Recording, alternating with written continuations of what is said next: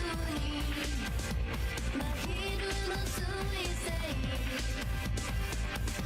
君と僕の可能世界、真実へと続くの同じ言葉をささやく。ラジオをゼロに合わせれば君の声が流れ始めるようで、追いかけた夢を叶えたね。そうさしついた君を超えてゆくんだね。素直な想い誇り抱いて、君の声がハート行き過ぎる。追いかけた夢を叶えたね。そうさささやいた君の愛が切ないよ。抱きしめて波の音、まぶた閉じる空の下、静かに溢れる響き。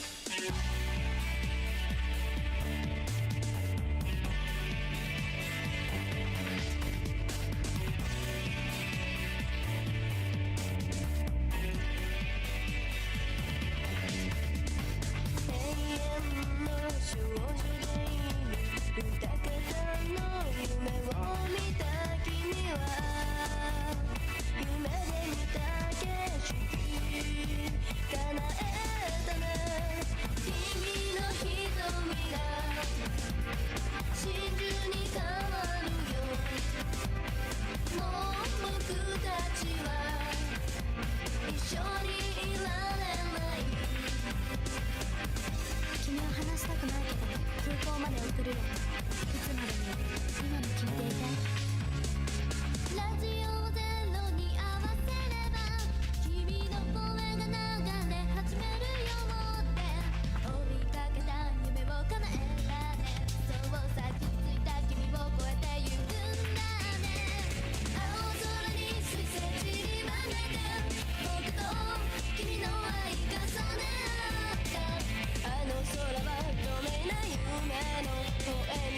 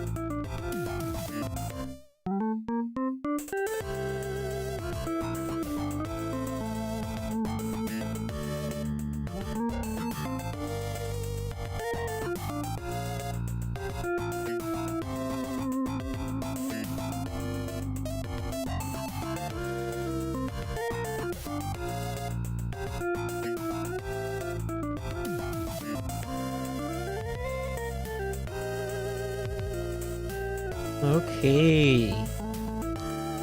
Check. Does my mic sound okay? Testing, 1, 2, testing.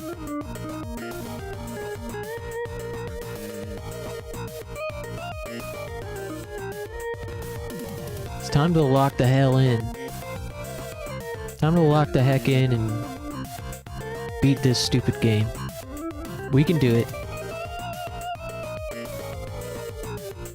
We are gamers after all.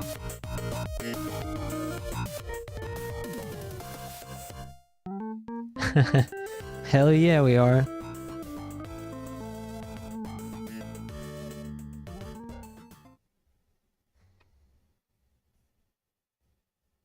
Ayo, Don.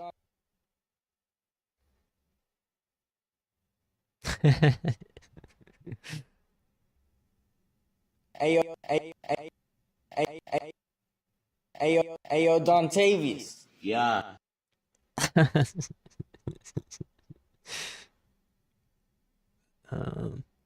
I need to get like a real soundboard on here.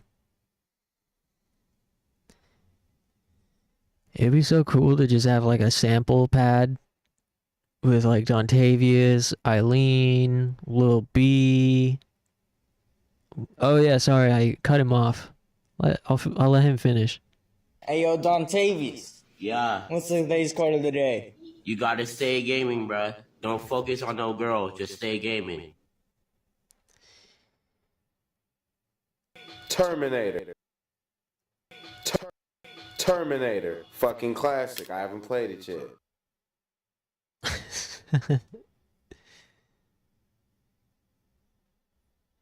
Yes, sir.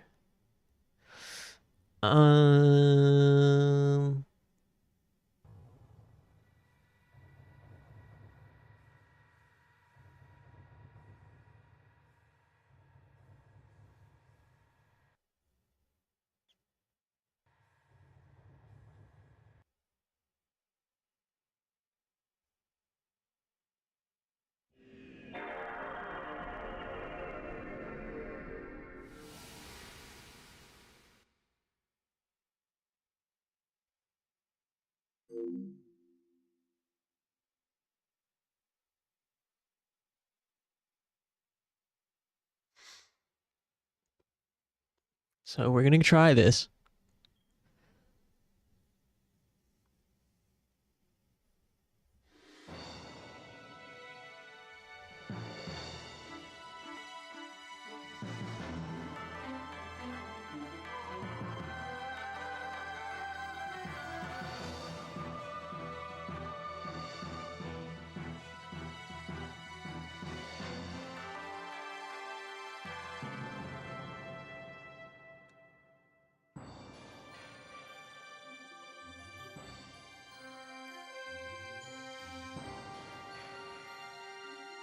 Based on a true story. Yeah, of course.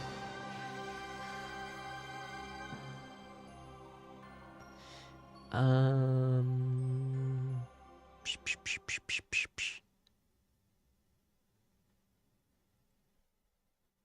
wonder how long it's been since my brother and I began to see things other people can't see.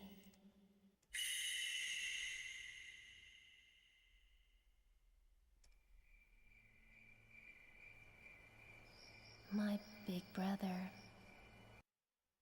He was so sweet and kind. How come the Safari Reader view doesn't show the whole page He was the only sometimes? one I could open up to about these visions. After our mother died, he was my only family.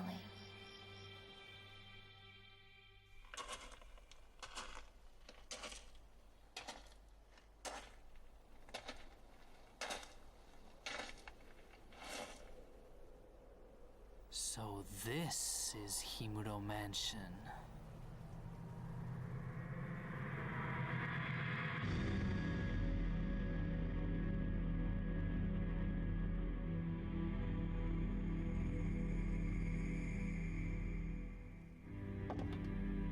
My brother was in search of someone.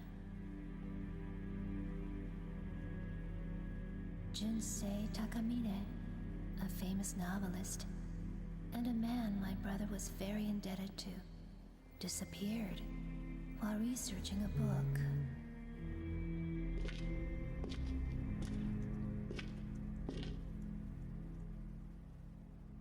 When he told me that he got a lead on Mr. Takamine's whereabouts,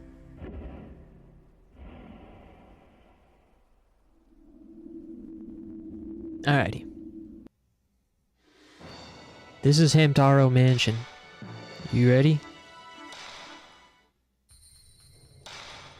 So this is Hamtaro Mansion. Oh no, wrong data. Wait. Wrong data. Whoops. How's everybody doing today? By the way.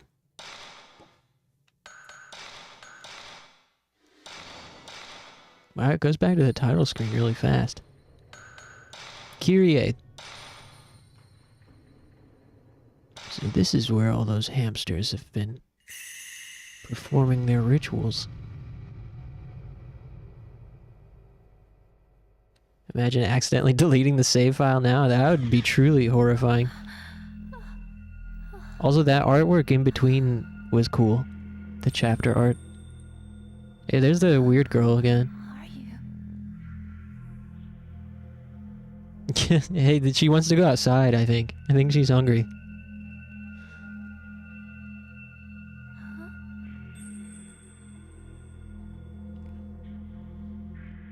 I can't tell if she wants to be let outside or if she's hungry. Having a slow, sleepy day. Feel ya. I had a pretty head empty day. Though, I got over. Want to play dodgeball? Ducks of the ball. No, I'm good.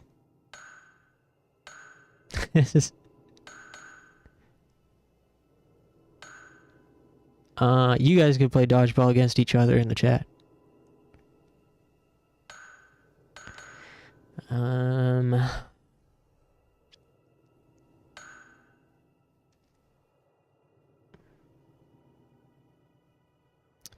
But yeah, I got over. I developed kind of a I don't know what the right word is. Not phobia, but a lot of anxiety and shyness around my work crush. Long story, but I don't see her that often. But seen her more recently, and I finally got over it. I think the last couple of days that I saw her, today and one day last week, I decided to just stop caring about it, and that worked like a charm. Yeah, I got a crush. This is actually like, this is actually old news. I just haven't talked about it in a while.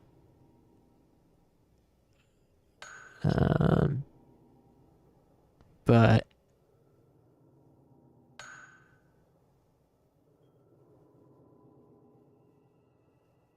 yeah, long story short, I was pretty sure that I had been rejected at one point, and I thought she was like super, super uninterested, basically.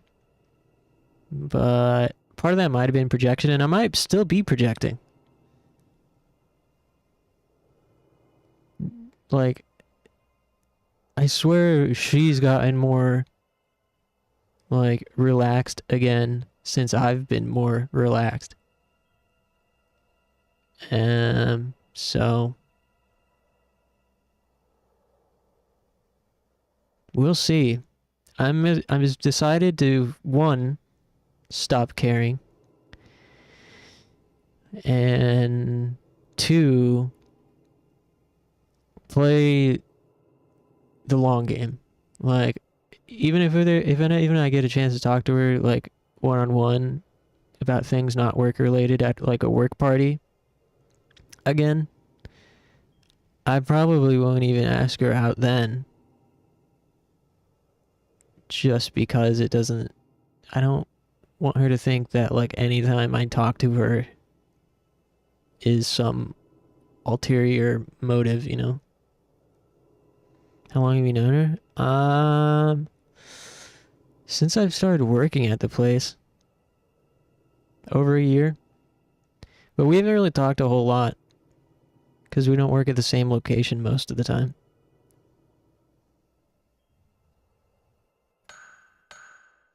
I've talked to her about non-work things maybe twice.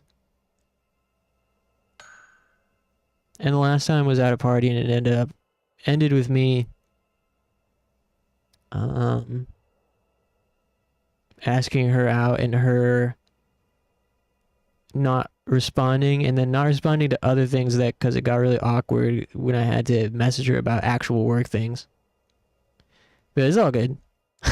That was months ago at this point. And I think I certainly don't care anymore. Like, I mean, I didn't care at the first place. I included in the message, like, you could totally just, like, ignore this. But, you know, I never wanted anything to be awkward, considering we have to communicate it sometimes for work. Yeah, I mean, I feel like the vibe has improved, and that's really all I want out of it at this point. Like, I don't care, like, it's fine if she's not interested.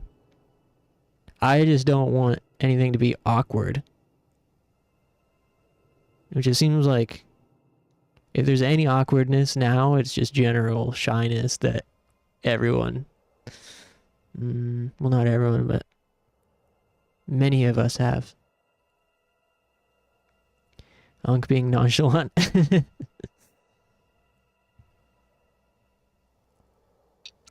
Yeah. I mean, there could be a number of reasons she never responded to my proposition. And it wasn't out of nowhere. It was like based on the conversation we had been having in real life at a party, where I was getting the vibe that she was interested, which could be wrong, could have been wrong. But there's also plenty of reasons where maybe she was interested but didn't want to say yes, which, again, totally understandable. I have no idea. But, yeah. As long as, like... As long as the... Whatever. You know what it was? Not only did I decide to stop caring, but I embraced mystery, is what I did. Just staying to myself and, like, treating it like, if I'm not gonna be speaking to my buddy who I work with, if I don't have anything to say to him, and I would just, like, work in silence all day, then that's how I'm gonna treat being around her at work too, rather than trying to force some sort of conversation while feeling awkward about it. Like, just do my own thing. And I think it worked.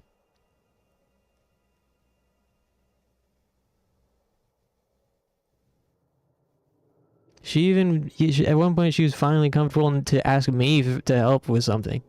Like, for a favor. Like, hey, can you do this thing? Which I don't think she would have, like, a couple of weeks ago.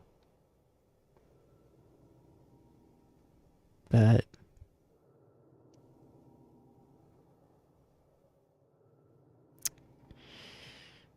Hey, bumping this?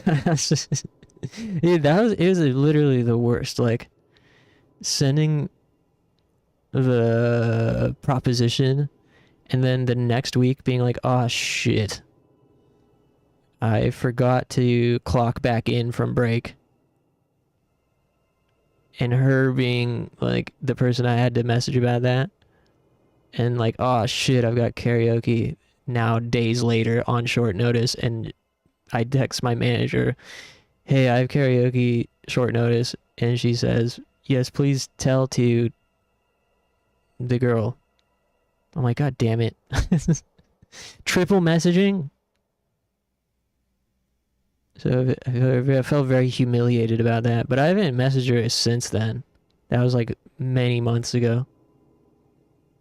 I was like, maybe, I don't know how long it was ago it was. But yeah, we're good now. Double texting is a made up Zoomer idea. I mean, I think there's something to it. I don't think it's a made up thing. It could totally come off like the person's trying to, like, get your attention, like, is being disingenuous about the second text just to get your attention about the first thing. Which is kind of not only annoying for the other person, but also embarrassing. Like, dude, get it. Take a hint. But I had to be paid. I couldn't not message the person that I'm supposed to message about that. And also, thankfully, like, since then, the rules have been changed of who I'm supposed to message for these things, which makes way more sense now that I have a different person to message. Like, it wasn't even practical before. But yeah. I'm trying to not go into too much detail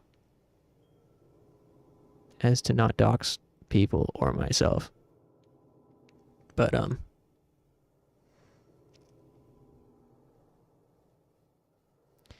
some people have expanded the idea of double texting as any incident in which you don't get a response. Yeah, I mean, there's some, like, also legitimate reasons to text somebody twice in a row for different things, or if they don't respond to the first thing. Like,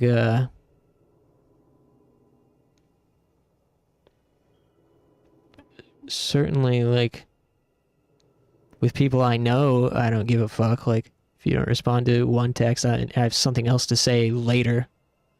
I'm gonna say it. You spammed. Shouldn't have given me your number.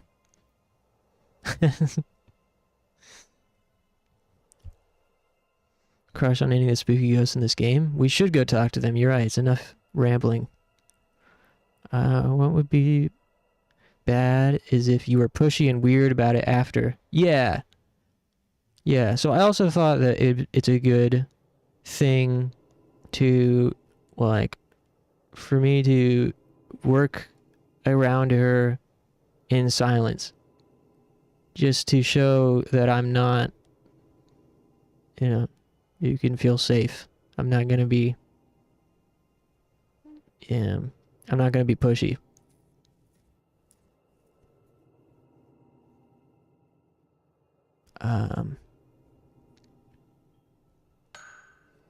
Yeah, it does seem like it helps.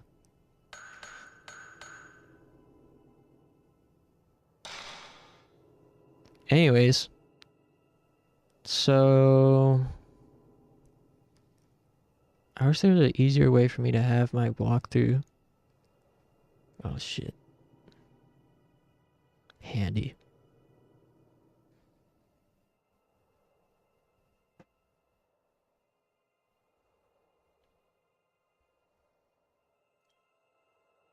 It's messed up. The reader mode in Safari doesn't, like, make the full page night mode for some reason. Where was I?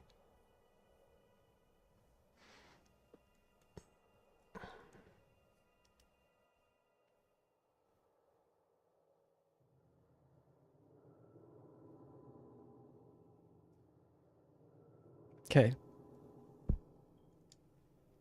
Don't focus on girls, that's right. And what have we been doing this whole time? definitely not gaming. I have a good feeling about tonight's session, though. I picked up the Koto music sheet. It's an old song, but I think I can play it. Gramophone.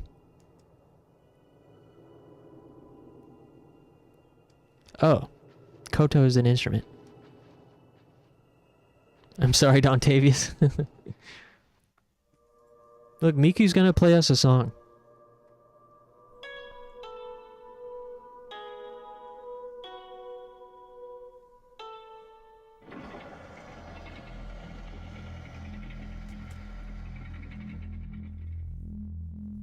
Whoa.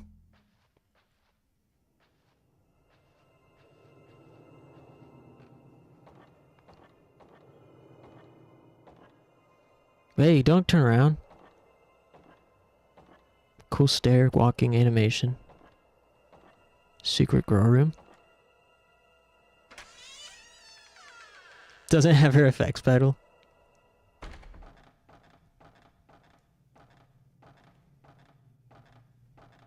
I was never much of a pedal guy. But I see the appeal, kind of. But I also don't, because why don't you just plug that shit into your computer? Light is shining in through the hole in the floor.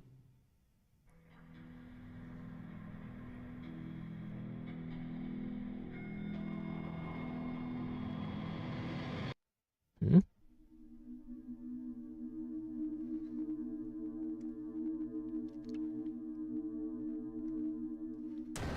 Whoa.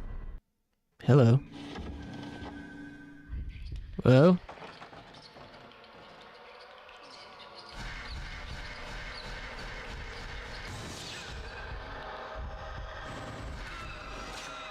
No problem.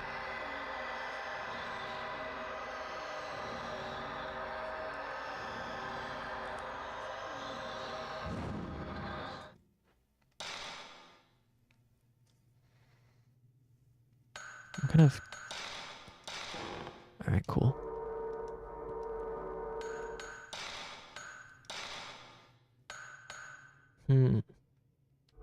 I don't know how you're supposed to have enough experience points to level everything in a single playthrough. Doesn't seem like it's possible. Slow and C. C seems pretty good. But we only have 9 special shots left. We have 9 stones. We only have 9 kidney stones left.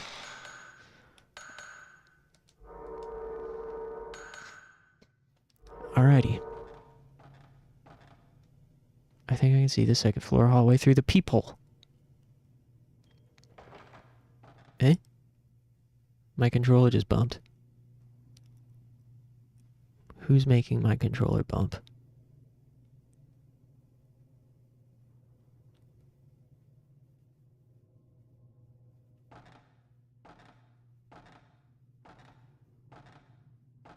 This area is cool. Heard a strange howling outside?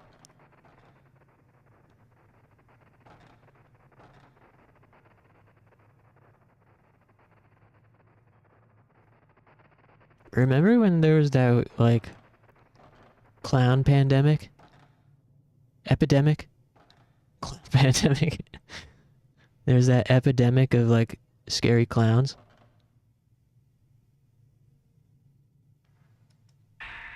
Herbal medicine. Who's causing my controller to go bump?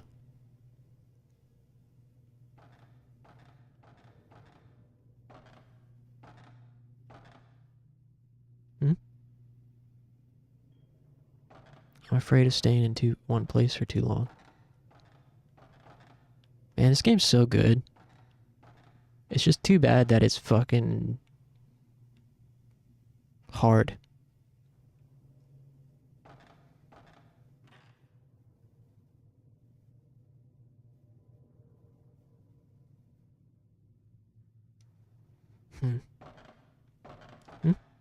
Did she just look up?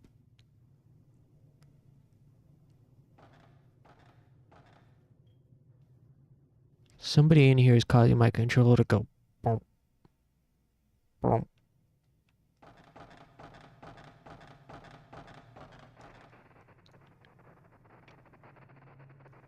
Oh, there she is.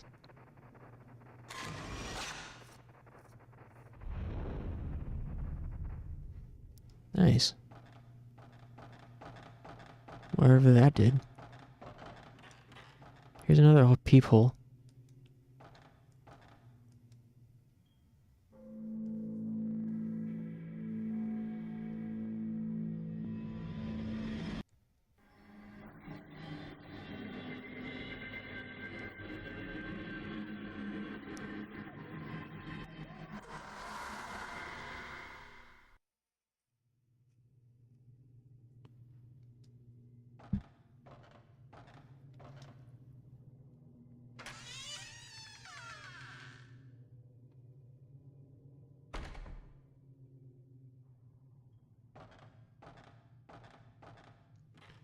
Eileen grew her hair out.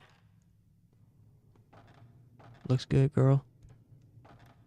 Wonder what Eileen's doing now. Cool camera angle.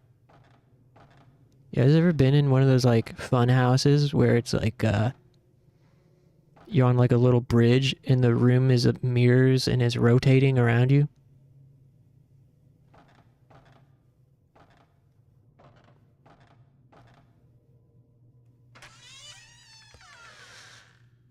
I wish I could remember where I was now as a child. And I was in a room like that at some fun house and was fucking terrified. Could barely get through it.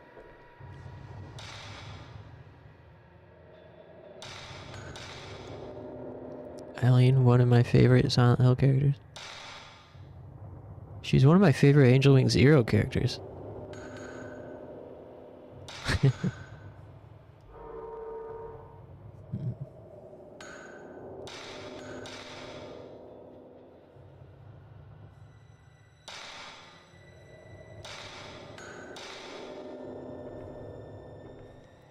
This is cool. We're up on a beam. And I fell like a girl from a balance beam. You guys remember that song? Type 90. Fell like a girl from a balance beam. It's a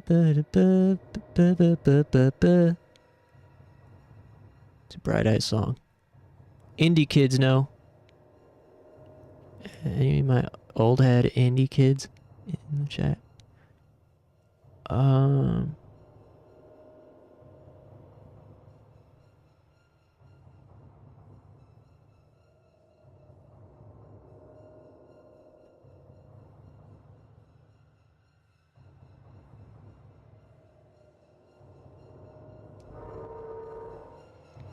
Mr. Oberst is very old.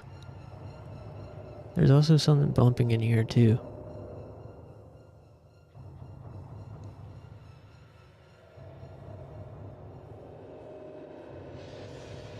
There are two Bright Eyes albums that are like two of my all-time favorite albums. And the rest, I feel nothing towards and don't even really like them that much. Lifted and Digital Ash, Digital Urn. Those two albums just like take me to a different world. They make me feel like really weird. Almost like they make me feel like a early 20s, early 2000s Omaha, Nebraska hipster coke addict.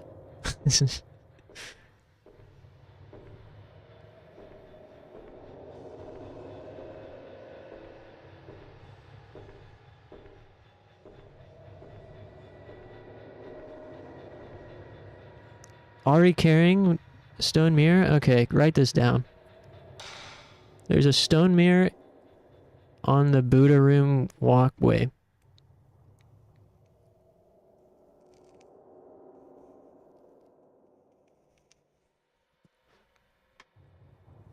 I'm not wide awake, it's only midday. Yeah. You know, he's like super rich. Apparently he's like very wealthy. And I have to assume it's from like investments. He probably took his bag from music and invested it in a bunch of places. Also, he's like... Wait, I'm trying to write this down. Second floor... Buddha room.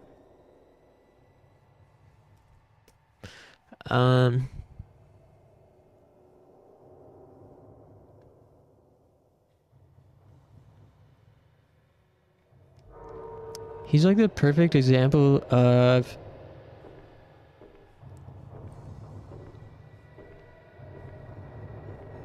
just like... some people have way more luck than you. It's true, he writes just amazing songs, and he has impeccable aura. But he's also had a lot of help and like very fortunate coincidences. I'll explain in a moment.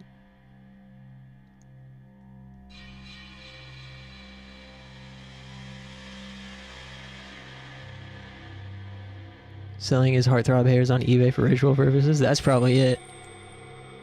Oh, see, she disappeared, I guess. She got tired of being outside.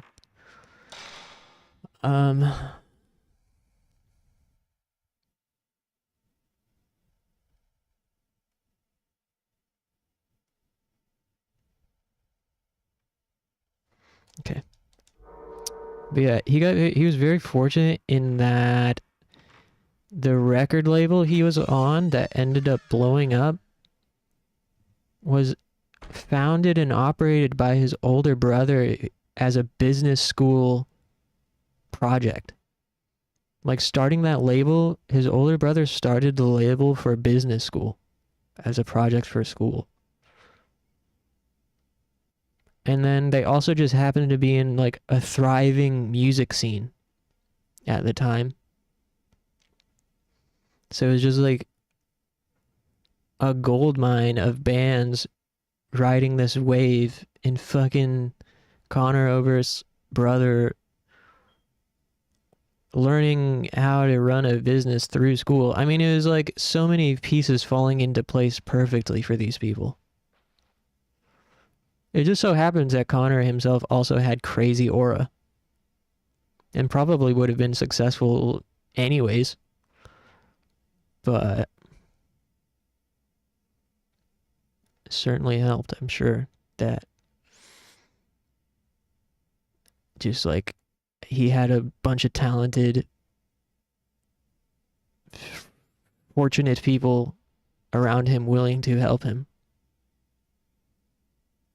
Like, even his producer was just like, you know, in university or college or whatever for audio production and engineering, and was fucking in Conor's band, and just they made these insane compositions that sounded beautiful. And of course Conor brought the songs, but they wouldn't have sounded the way they did without that guy. And then I think they even built their own studio or something. They like took the advance from the label to build a studio. And of course this was all early 2000s. So that was like a huge help. Meanwhile, I can fucking, you know, barely find band members half the time. It's like, yeah, you can hold a guitar good enough. It looks like there's a diary on top of the old desk. Kyrie's diary. A strangling ritual will be held soon. The master and the priests in performing The master and the priests are performing their ablutions? What is that? And it looks like the whole family has gathered here at the mansion for the ritual. This mansion is usually so lonely, but for today, anyway, it's bustling with life. One of the priests was staring at me today. He looked so sad. I'm the rope shrine maiden. I have a very important obligation to fulfill. But how can I perform my duty at the shrine maiden, as the shrine maiden now, feeling the way I do? Now that I've found out the true joy of living, and now that I've gone and gotten that poor man involved. What?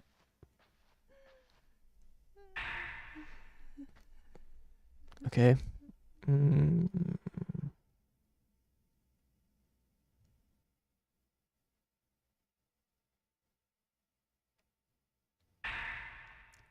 A beautiful golden hairpin. Maybe it was Kyrie's, that woman in the prison.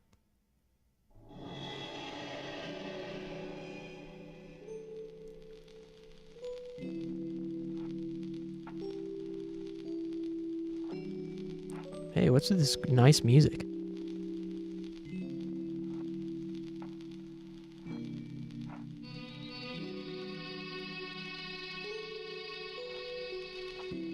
Chill jazzy music in My Fatal Frame?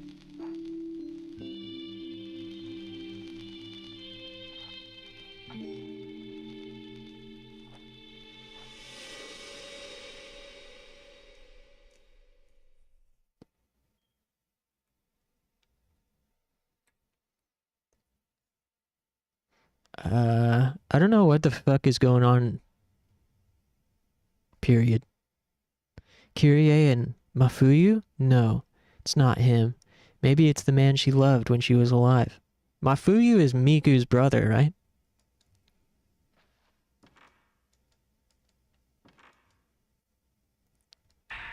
Kyrie's diary. While I was looking out the window today, I saw somebody walking in the garden. He didn't notice me. He was just walking around leisurely, gazing at the trees and hills. Me. I saw him again today, walking in the garden. He saw me once too and waved to me. I don't know why, but my face got hot, and I ducked out of sight. Also me. When I told the chief priest about it, he was terribly surprised. He told me I wasn't to look out the window again for a while. Yeah, just stay away. Just don't look out the window for a little bit. You'll be fine. Only one window, the only connection to the world. So Kyrie was this one that was sacrificed, and they had her chained up in here. What the hell, man? I wish I knew.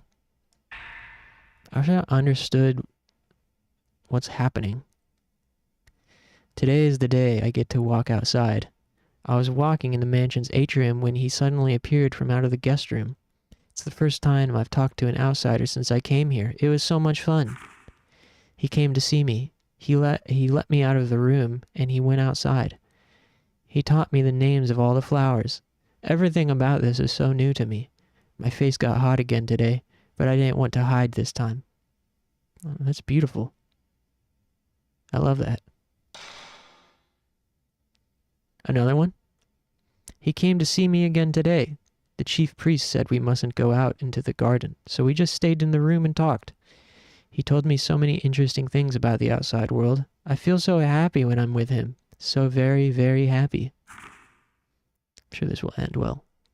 I walked in the garden with him today. How beautiful the cherry blossoms are.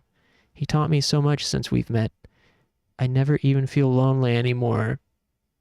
Oh. Give me another one. I want to read another one. I liked where that was going.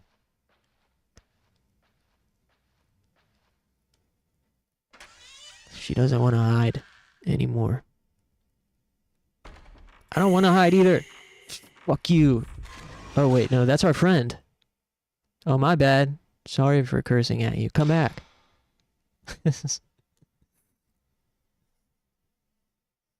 Oops.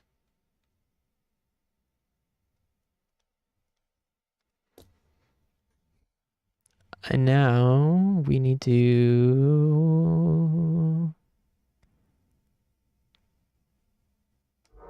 go this way.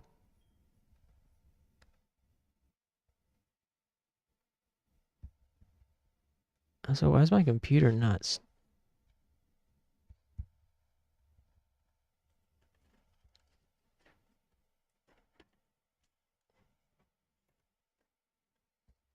The hell? There's something under my computer. I can't. Why is it not level? The fuck? What is under here? Who's under my computer? Why?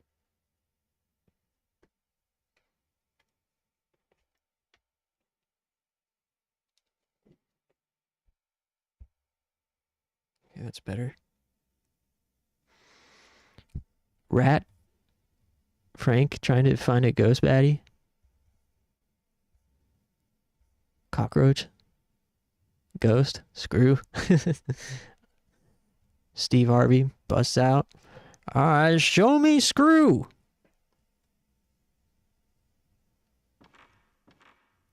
Ooh, mirror? Big mirror. Maybe all the mansion's mirrors have some ritualistic meaning. Perfect place for a selfie. Look, guess where I went today? That's right. The Himuro Mansion Dungeon. Look at my shoes. That's right, the Hamtaro Mansion Dungeon. Alright, enough stalling. I'm not scared. Yep. That's not scary.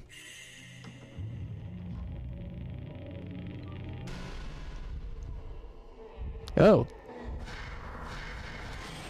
Hey, back off. What? Wait, huh?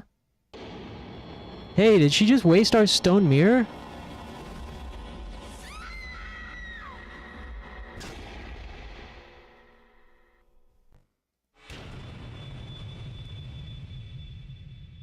Wait. Huh? Huh? Oh, you're supposed to run. Every time up until now, when that girl appears and it's gray like that, it's a forced death. It's like a scripted death, like you're supposed to die.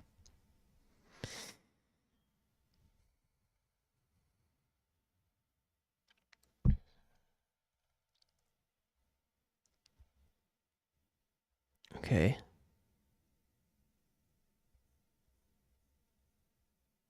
Alright. I know now what to do. Depop listing for those shoes just got mad expensive. Whoa. Wow.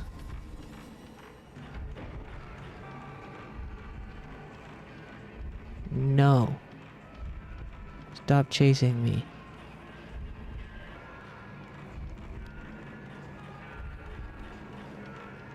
Wait.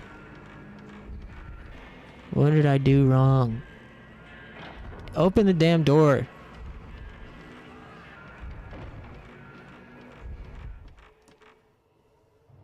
Wow, what a thrilling escape. Okay. And now...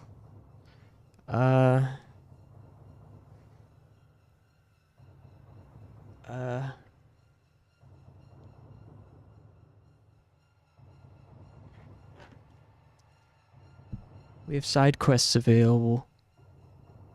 I can't... Did that really use... Oh, okay, thankfully... Alright, never mind. We're good, we're good, we're good. I thought we had our stone mirror used up.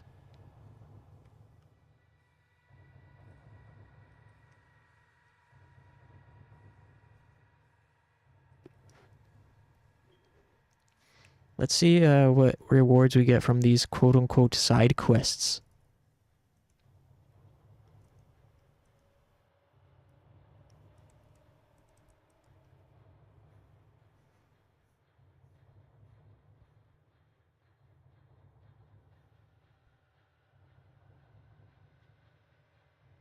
Protective spirits must be a dime a dozen with how many stone mirrors there are. Yeah, there's quite a lot of them.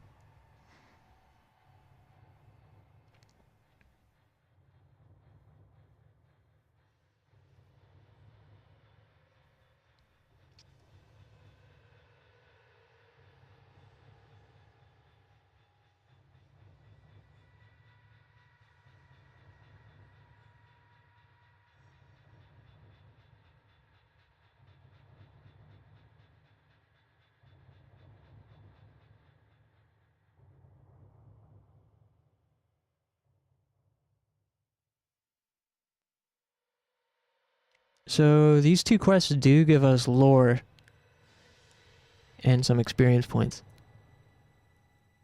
I would just worry about using up resources exploring too much. But I mean, it's not like we have very many resources as it is. What do you guys think? Do you guys want some lore? Some additional lore, or should we just keep going?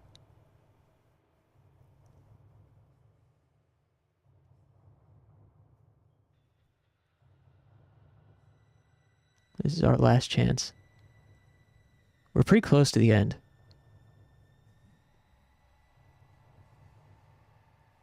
Maybe we shouldn't push it. Because I don't know what the hell's going on anyways.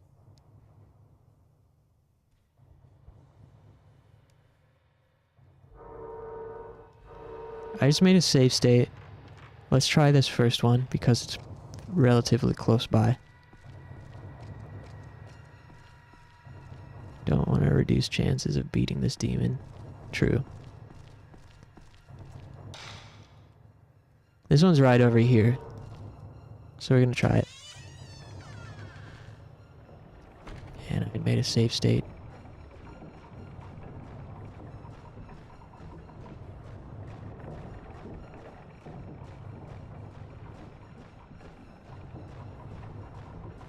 The ambient dreadful noises are so ambient and dreadful.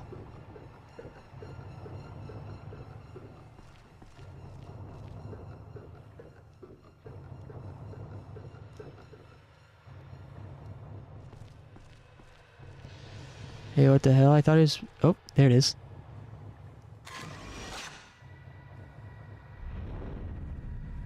Burdened man.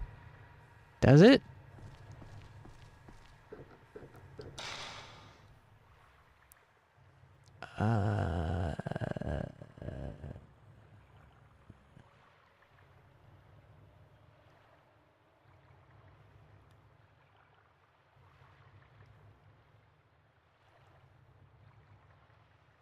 Face of apathy and disgust.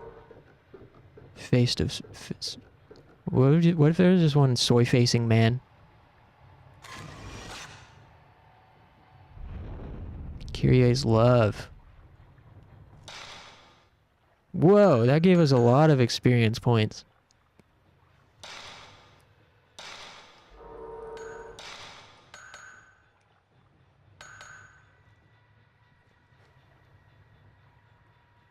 That just looks like they took a completely unedited photo of one of the devs. Yeah.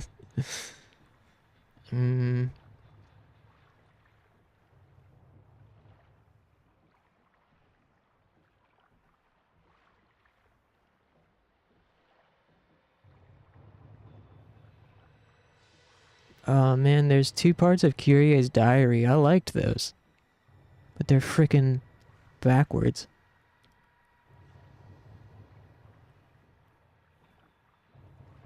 I mean, so far, this final night has been more lax than the 3rd night.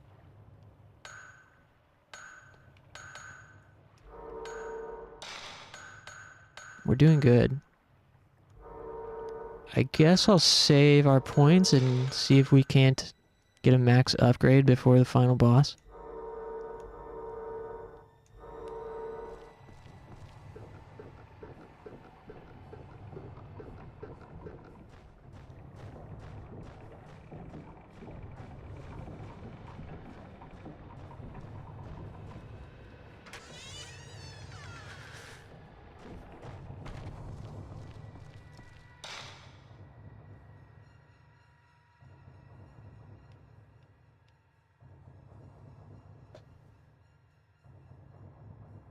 feel a weird kind of interest towards soy jacks. An interest? They are a bit interesting.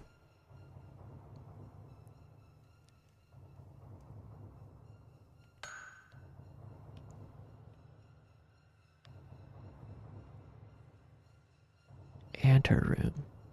Anteroom is where another Kyrie diary is. That's not that far away. Let's try it. 'Cause I quite enjoyed how she said she doesn't want to hide anymore and whatever.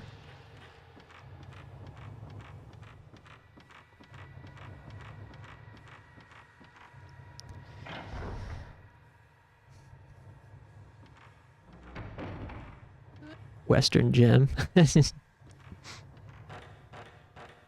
You know,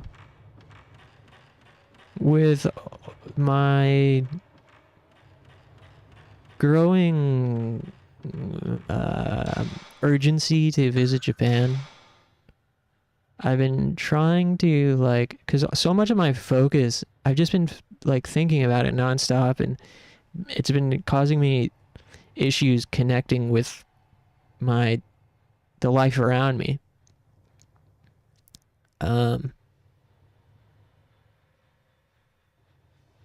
Because I feel like if I put too much stock or energy, it'll all be for naught if I end up, like, I don't know why I think it's an inevitability to live in Japan. It's like kind of a far-fetched idea, but it feels that way. And it's been causing it hard to connect to people and life around me. Like, it feels like anything that's not focused on it in terms of like whether it's meeting people or dating or going out anywhere, it feels like if it's not helping me towards my goals, that it's a waste of time, for lack of better words. So what I've been trying to do is appreciate America more.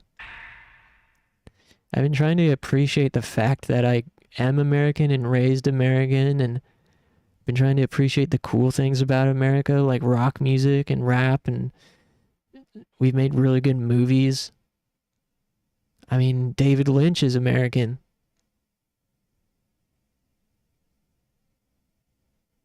Kyrie's diary. It's been 5 days already since he stopped coming. When I asked about it, the chief priest told me he'd gone back to his home village. Why would he leave all of a sudden like that, especially now, when I soon won't be able to see him anymore at all?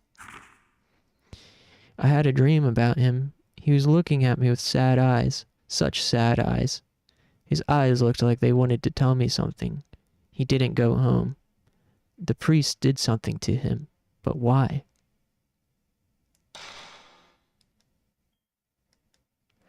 The priests hid him because they thought I wouldn't have been able to properly be the shrine maiden otherwise. What did I get him into? It's all my fault. I just wanted to be with him. I wanted us to be together forever and ever. That's all I wanted. I didn't want him to get hurt. Anymore?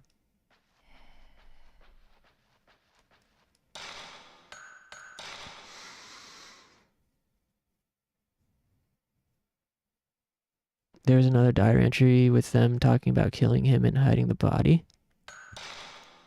Probably. I didn't remember that, but you're probably right.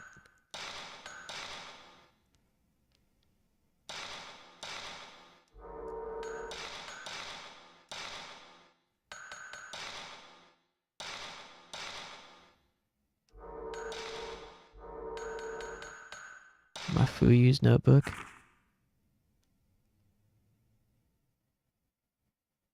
Wait, so these Mafuyu and Kyrie are from the same time? So this guy was investigating the mansion. She was watching him out the window and became friends with him. Himuro Mansion was once the home of a large landowner that controlled vast areas of land. They also say that the site held some special significance. The last master of the Himuro family line massacred his entire household. Later, another family that tried to live there disappeared. Because of incidents like these, nobody visits the mansion today and it lies in ruins. Maybe that's why there aren't any accounts of the Shinto rituals and why the exact location of the place isn't recorded anywhere. I've had a bad feeling ever since I came to this mansion. I'm leaving notes in my notebook just in case anything happens. I've got to find Mr. Takamine and the others. Who's Takamine? I must have passed out. I'm afraid it's too late to help Mr. Takamine. If only I'd come sooner. We ought to put these pieces together. Someday I'll go to America to try a Burger King meal. That's my dream. Hell yeah. I support it. That's a great dream to have. That's awesome. Burger King is underrated, I think. It gets a lot of hate. People like are really slanderous towards Burger King, but I think they've improved their quality substantially in the last few years. In fact, during the Great Chicken Sandwich Wars, Burger King had the best one. Nobody knew about it, but they did. And it was called the Chicken Sandwich. Like chicken sandwich. Easily was the best one.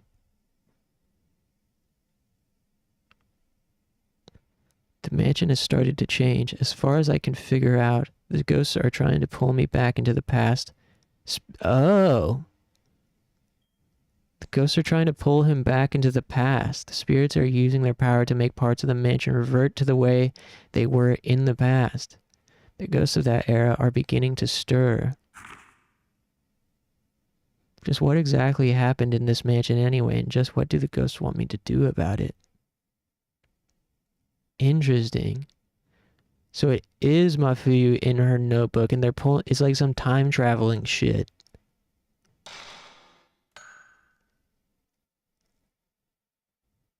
Something else to appreciate is the sheer variety of stuff here. Yeah, I think like the melting pot aspect of America is so cool. Like you just aren't gonna get that in very many other places.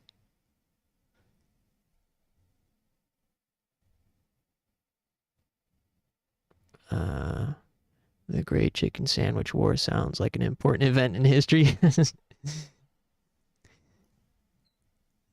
It really was. When all the big fast food chains were competing, advertising their new chicken sandwiches. I don't know why that became a trend. They all started introducing new chicken sandwiches at the same time. McDonald's, Wendy's, Burger King, of course Popeyes and Chick-fil-A, but they were already the chicken sandwich chains. But maybe it was the rise of Chick-fil-A's popularity. Mafuyu's note. I felt some especially powerful energy off of that woman in the white kimono. I think she's probably the one behind this mansion's curse. I have to appease her spirit somehow before anyone else falls victim to this mansion. I have to find out what exactly is keeping her drawn back to this world. Why did she let me go when she had me? I wonder. Maybe that has something to do with it. Whoa. This is I feel like this, I don't know if this is interesting to anybody else. But this is all starting to make sense. Now that I'm like going back through these things with the context of Kyrie's diaries. Looks like the ghosts of the women with the gouged out eyes react strongly to sounds. Priest writing. We followed the master's orders and hid the guest. I told Kyrie our guest had gone home. We will have to carry the body far, far away so that Kyrie never finds out. I felt sorry for the poor man, but what else could I do? We priests must protect the rope shrine maiden at all costs. I believe now that the master's decision was a poor one. Kyrie has realized that we hid the guest. Kyrie is depressed and anxious. The day of the ritual is fast approaching. Old diary scrap? Finally gotten through the move to Hero Mansion. I had a hard time cutting through all the red tape. So I'd hope the air is fresh. Yae. Oh yeah, who's Yae again? Should be good for Yae and her poor health. Daughter Mikoto seems to like this area too. She's made friends here already and is enjoying herself.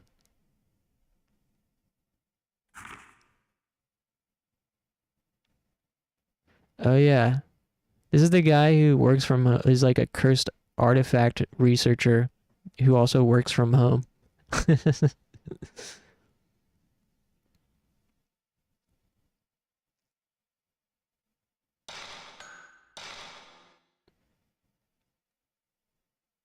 June 2nd. Since we moved to the Hamtaro mansion, my research is progressing even more quickly than I had hoped.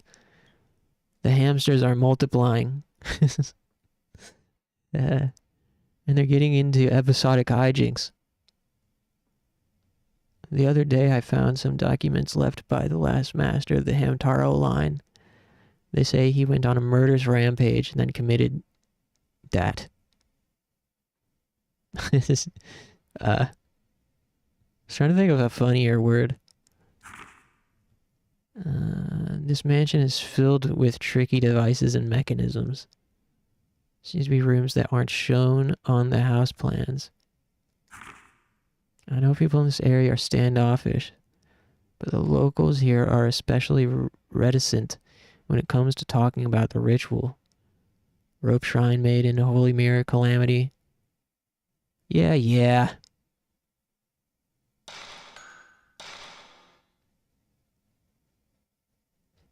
Past few days, Yae has been taking pictures with Mikoto's camera.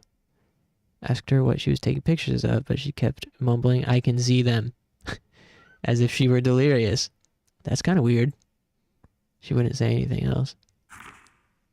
Ever since the day we walked in the mountains, Yae hasn't been feeling very well. Today she's in bed and very ill. Lady's diary scrap. Mikoto really seems to like this mansion. Playing demon tag, of course, as children do.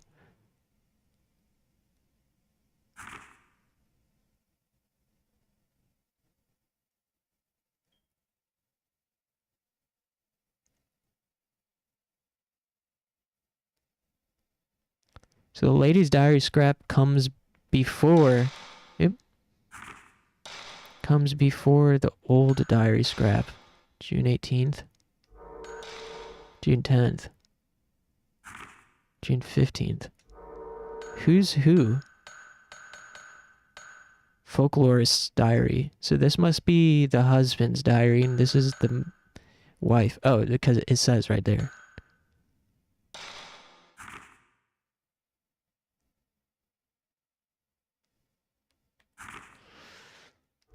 Kind of seems like Mikoto is either Miku or Miku's mom. Mikoto is missing. She said she was only going to play demon tag here in the mansion.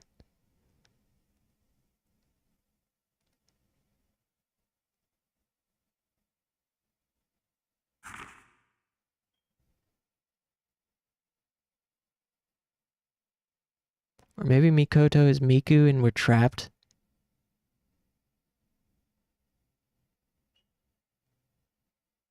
Yeah. Mikoto is Miku, right? Mikoto is us. Because the camera is our mom's camera. The camera is our mom's camera. And Folklorist's wife is saying they got the camera. And the daughter's been playing with it and disappeared. Yae's death note. Folklorist's wife's death note. Oh, right. Okay, so the folklorist's wife is Yae. Dear Yozo, it's all my fault. It's all because I let Mikoto, devs, use the camera that day. And now evil spirits have gone and taken her away from us. Child's writing. Isn't Mikoto ever going to come find me? We're playing demon tag and she's supposed to be the demon. Did she quit, maybe? I wonder if Mikoto likes me.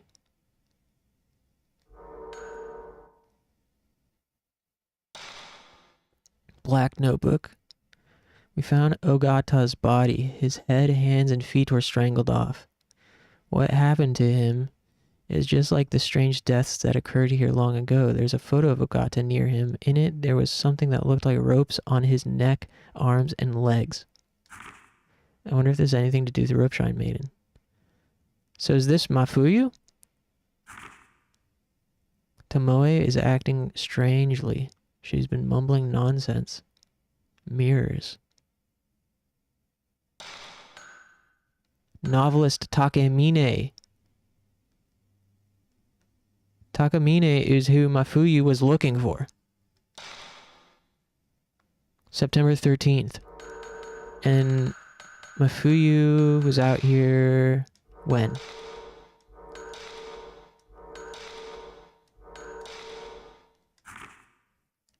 No date? He ain't date his shit? Come on, man.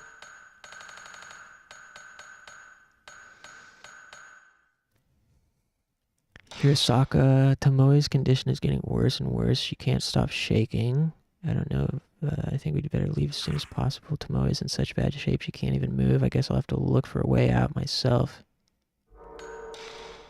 That woman that Tomoe called Kyrie looks just like the descriptions of the Rope Shrine Maiden. There's a strong resemblance, too, between the way Tomoe and Ogata died and the manner of the deaths in the folklore. Who's Tomoe?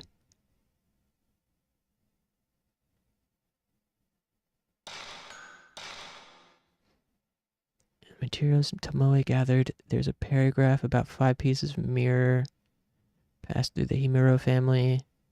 Pieces were said to seal off the Hell Gate. They might have something to do with the current hellish situation. Maybe. The pieces... 5 pieces of mirror that were designed to seal away the Hell Gate and protect the region from disaster and hellish situations. Yeah. Maybe it ain't so good that those things aren't together anymore.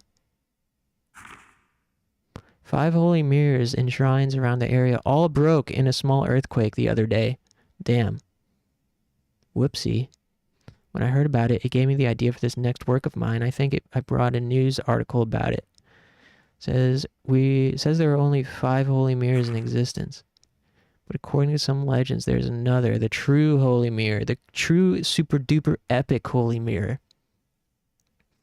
The folklorist also mentioned this in his research documents. The folklorists. Oh yeah, the other guy that we were just reading from. The ones I found here in the mansion, I think I dropped the research documents. Here are my theories. I think that 5 mirrors that were destroyed in the earthquake the other day had the role of watching over the true holy mirror.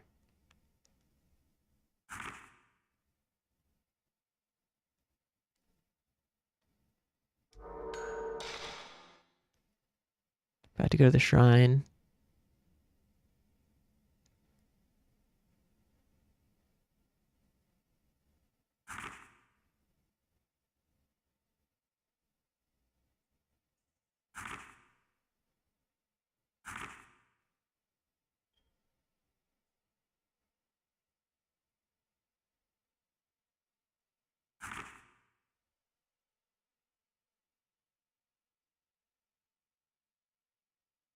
Thanks for your patience, everybody.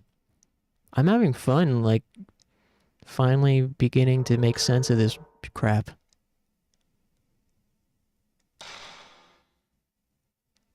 Like, having them all lined up. When you're getting just, like, a piece here, a piece there, it's really hard to follow. Seems like a folklorist Ryozo. Various rituals at the Hamtaro mansion.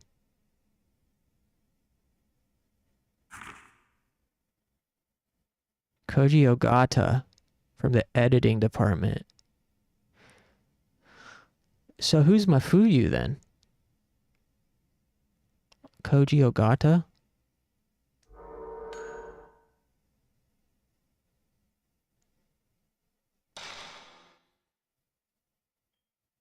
Oh crap, I got a Coke in the freezer. I just forgot. Got a Coke in the freezer. The more I find out about Hamtaro Mansion, the creepier it gets. Subject matter. I don't like this assignment. So there's a team here.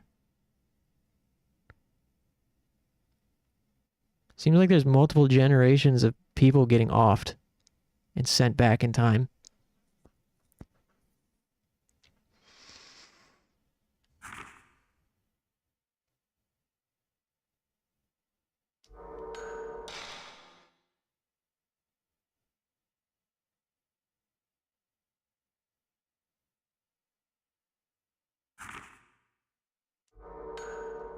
Seems like the novelists team that was here at the mansion got offed like a slasher movie. And our brother was sent back in time, maybe.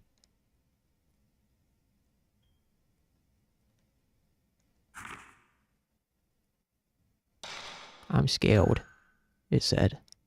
It's like hallucinations.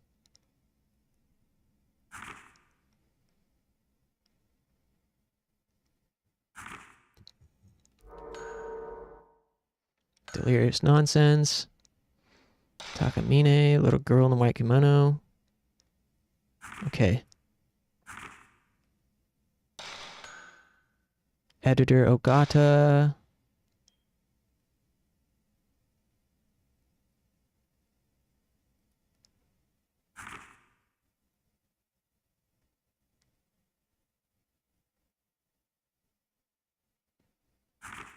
Whole family disappeared. Folklore's whole family disappeared. Couldn't find the book.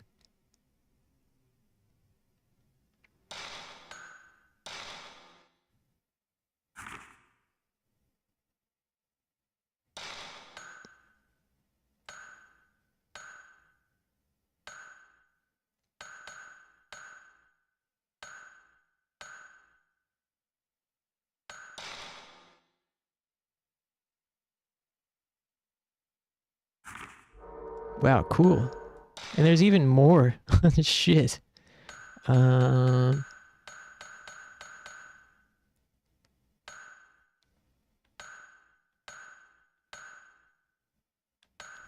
we will check these out later. Dead body found in the mountain. Human body with no limbs was found in Hamtaro Mountain, located in the southern region. The body's hands, feet, head, all torn off. Body has not been identified, but believed to be the man of age around 30. There was a body mutilated in the same manner 15 years ago. Taken by ghosts. 4 children missing. That's the novelist and his team. Right?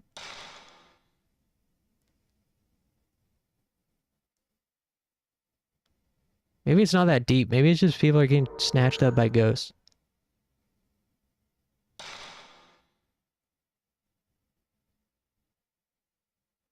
Huh. Girl has been found after 3 days of mysterious disappearance, has been adopted.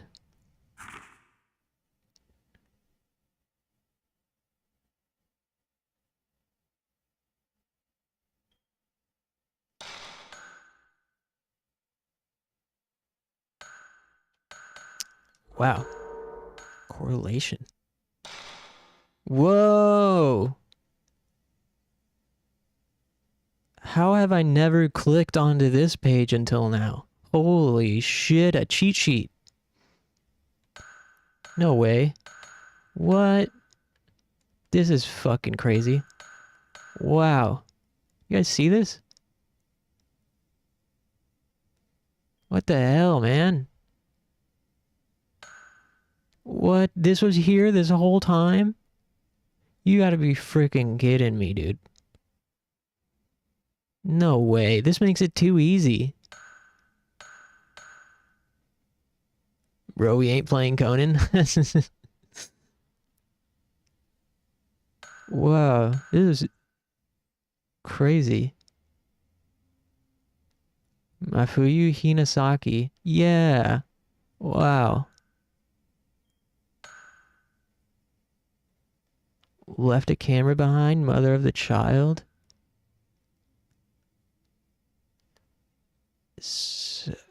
Whoa. So the folklorist is our... That's what I thought. The folklorist is our grandpa. That's what I thought. Kyrie's love. Murdered. Wow. This is amazing. Curse, curse, cursed.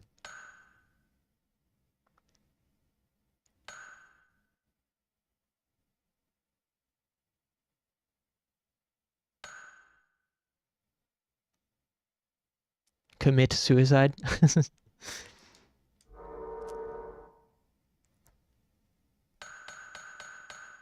Cool. All right. Well, hopefully I didn't put everybody to sleep. I thought that was really interesting. Now we can continue. Sorry.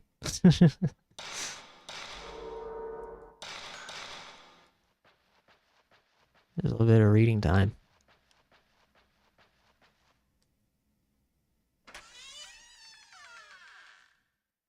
We are on to the final dungeon.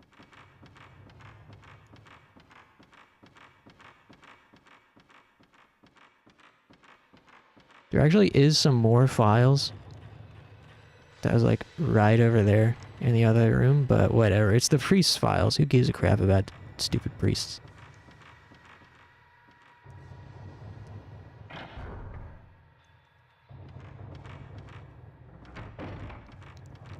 I have a good feeling. I also do have a Coca-Cola in the freezer. I should probably stand up and get that. But I don't want to like go AFK right after reading for 20 minutes.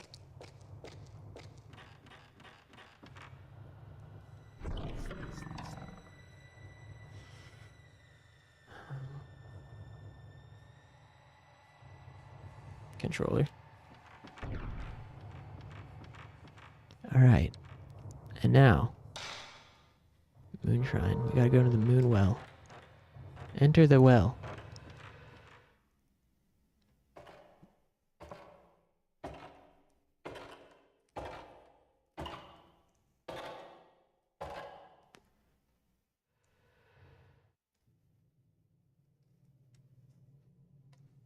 Okay.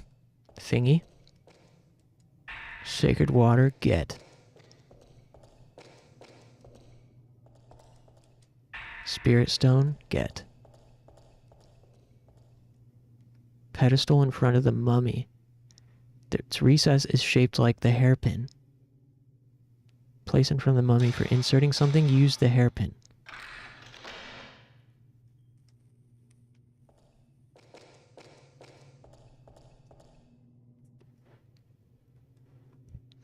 The real secret grow room.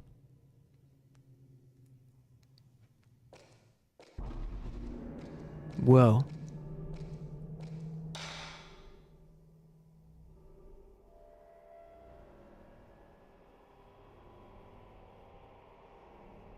Oh, there's a save point over here. I'm gonna use this save point. I need to use the restroom. We're so close to the end. I think we can do it. I think it's gonna be easier from this point on. I think. We'll see. We haven't had any random encounters, so that's good. Seems like it was the third night that was the real filter. And guess what? We're still here, baby. I ain't getting filtered. Hell no. Not me.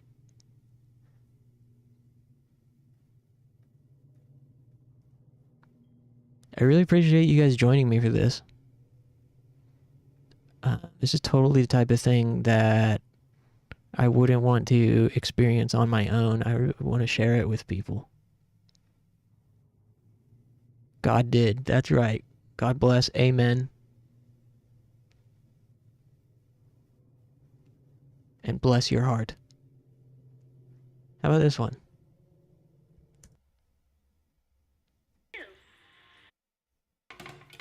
Hi, how are you? I'm fine. Oh yeah, Frank, I haven't had a chance to look at the stuff you sent, but I will. For now, please enjoy this groovy tune. I'll be back in about 5 or 10 minutes. Thanks, everybody.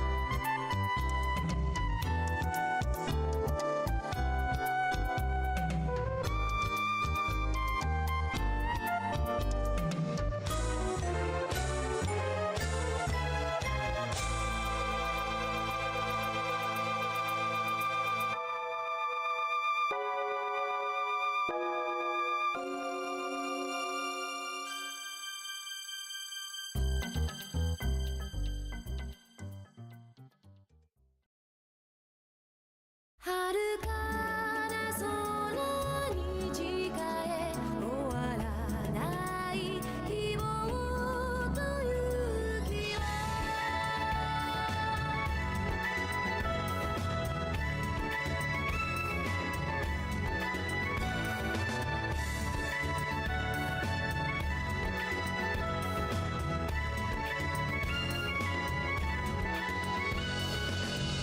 晴れたり陰ったり気持ちは変わるよね楽なことばかりじゃないからでも信じていたい願いは羽になるまだ知らない明日への地図になるさあ風を受けてたで涙が乾くように遥かな空に描け夢に見た自分の姿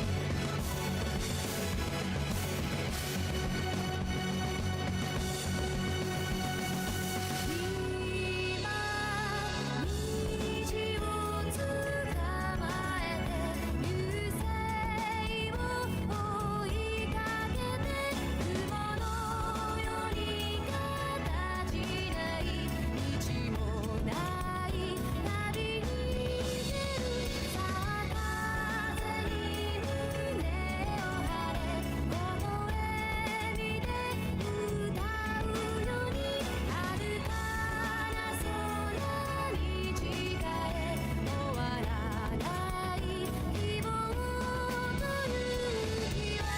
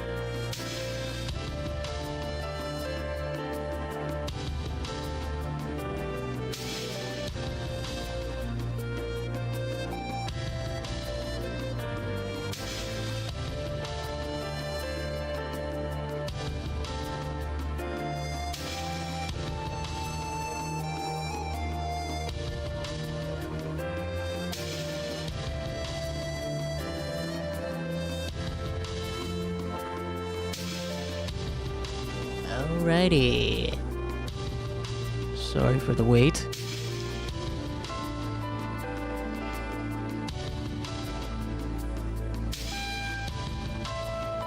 Everyone feeling good? Feeling hyped up and ready to end this? I know I am.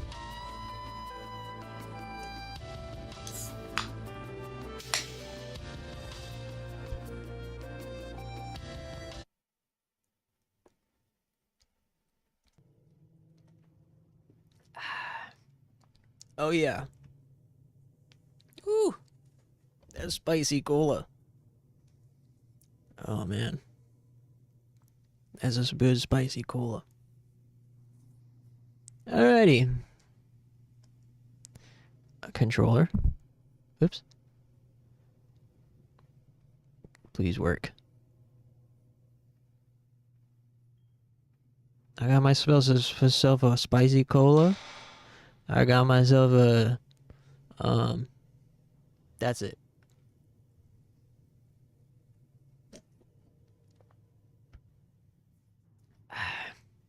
Spicy cola and empty bladder. I'm ready to go. Yep. Have you guys tried spiced Coke? It's pretty good. I get it on occasion. So we've got a pillar. We've got a thing here. Sacred ropes are wrapped around the stone pillar. Spicy? When I say spicy, I just mean a lot of carbonation.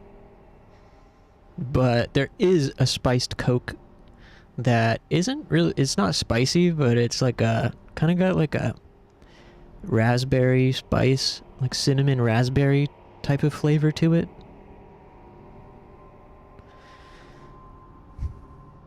And one of the newer flavors.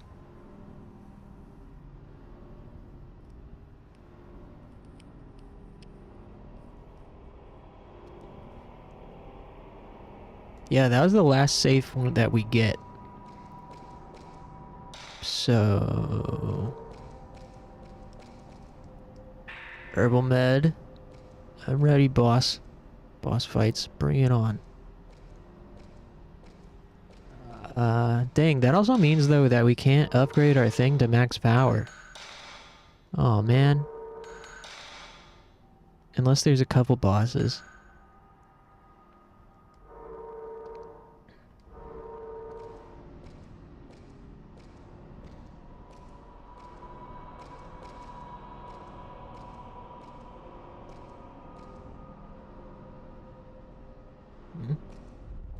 Oh, rumbling. Here's a thingy. Hey, I wanted that thing.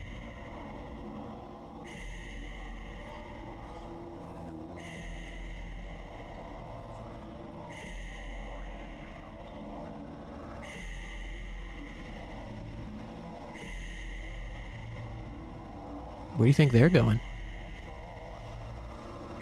Standing in line for the anime convention? Hmm?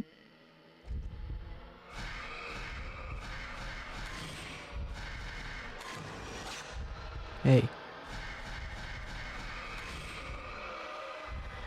Oh! Oh, man. We shouldn't be getting hit by this guy. I almost want to load the save state. Is that crazy?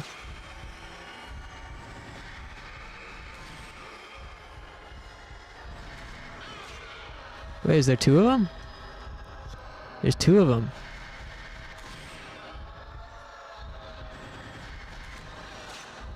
Uh-oh. I'm backed into a corner. Oh, no. This is not good. Ah, shit. I'm gonna have to redo. Fail. Take two. Finally time indeed. I don't want to be like overly conservative at this point, but...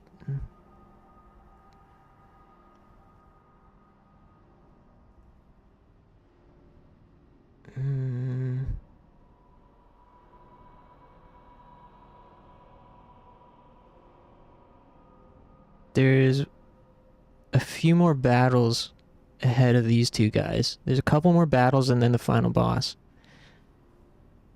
You kill Naomi in this episode?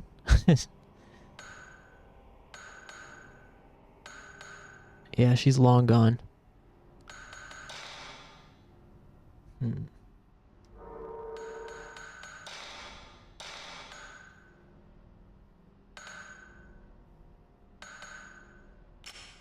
I think I will use some of our powerful film. At least to kill one of these guys. Because two on one? Come on, that's not fair.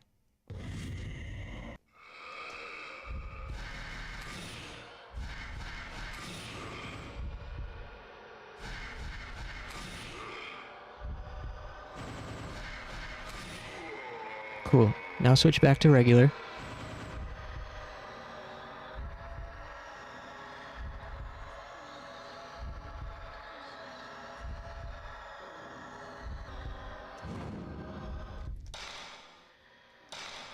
Also, We're gonna be cheap. Make a safe state.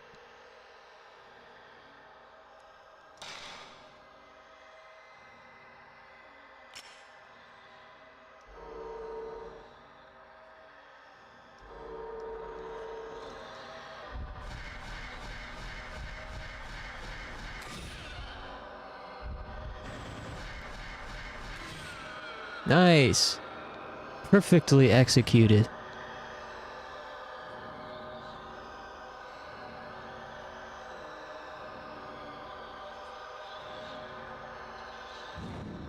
Very nice.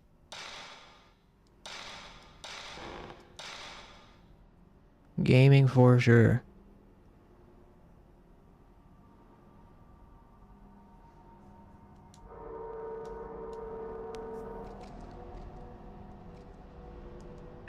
Type 37 film.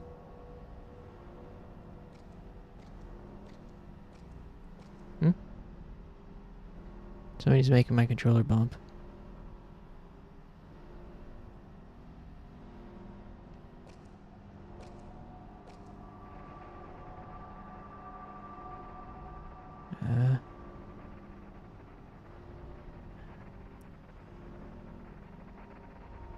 Oh. Hey, Randy. Welcome. What do you think it smells like in there? Sulfur? Muck? Ooh, we're getting close to being able to do their max upgrade. We just need 3 point something. We're almost there. Stuck in a mini boss battle that wasn't going well. Dang, what are you playing?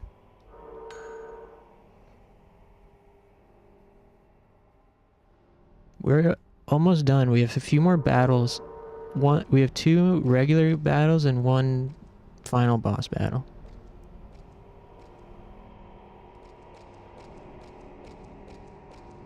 We're in the last dungeon here. Mafuyu's note. Oh, Xenoblade still? You can beat this game and still be a scrub. True.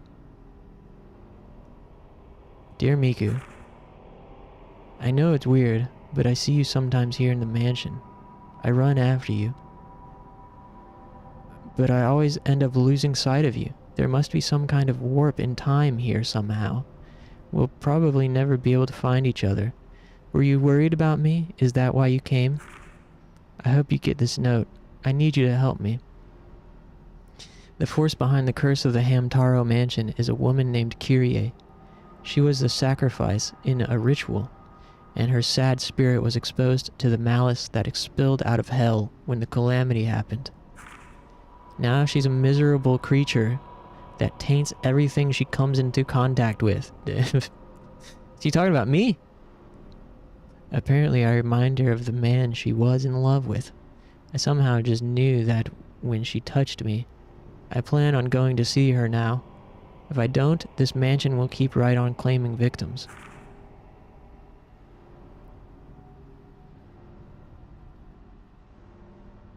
Kyrie laments her ill-fated life, but at the same time, she also regrets not having been able to fulfill her duty as the Shrine Maiden.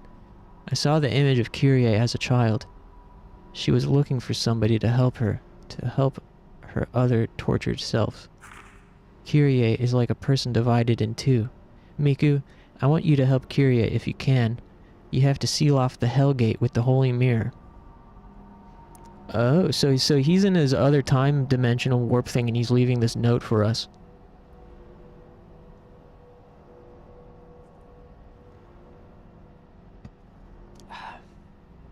Fatal Frame protagonist for Smash Bros? Hell yeah.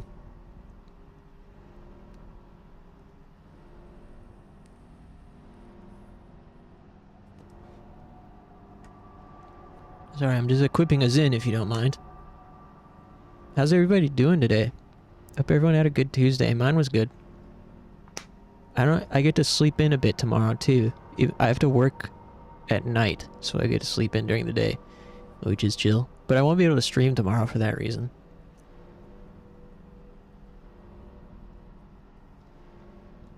So we're getting our lumps in lumps in now? Tuesday? It is Tuesday for me. But you know that the days of the week are just a construct.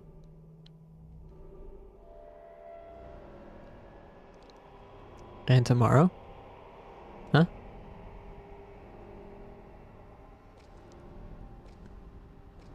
So sleepy but need to shower and make food. Oh, that's the worst. I hate when it's like, damn, I just want to go to frickin' bed, man.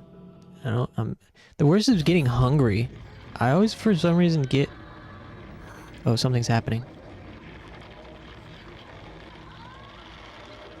Oh my goodness. What the hell are they doing?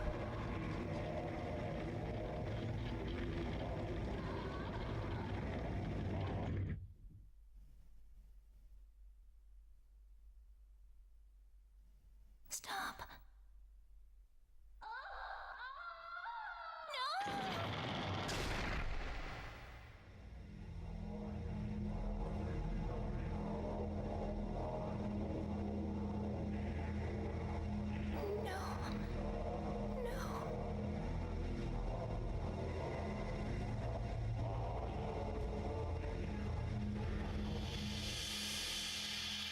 Jesus.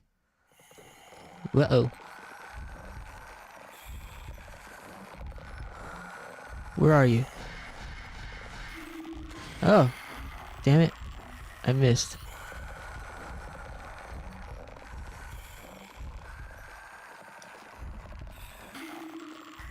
Where are you at? Oh! Whoa, whoa, whoa, whoa, whoa, whoa, whoa. Hey! This is...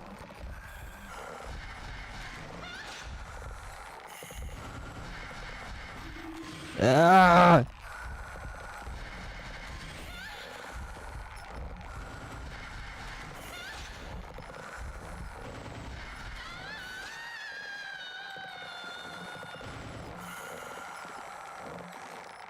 Yeah. Take that. And stuff. So that was the Shrine Maiden. Shiny piece of rock on the bloodstained ground floor. Cool, pick it up. Stone mirror. Already carrying a stone mirror. Damn it. Hey guys, remember there's a stone mirror in the rope altar.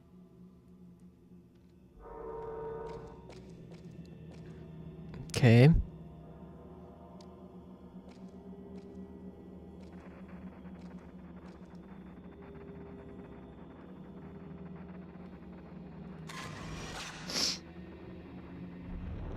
Six vengeance.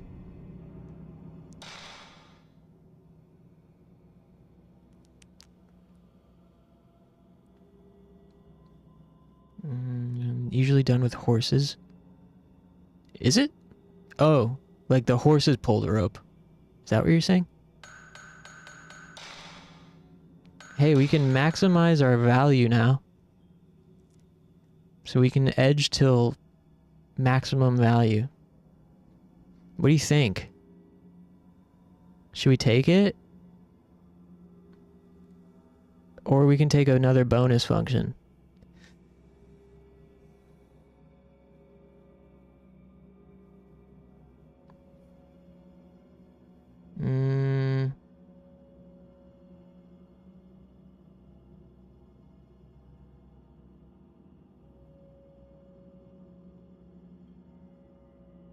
Apparently they won't, the extra functions aren't going to work on the last boss anyways. Hey, what the hell? Alright. So let's just take maximum value. Finally, we've mastered our edge capabilities. When we edge till completion, it'll do maximum load. It'll be a maximum load. Cool. Epic stuff. Probably the altar where the ritual was done. A huge stone pedestal is stained red. Maximum load. Missed rifle? Aw, crap. We missed the rifle, huh?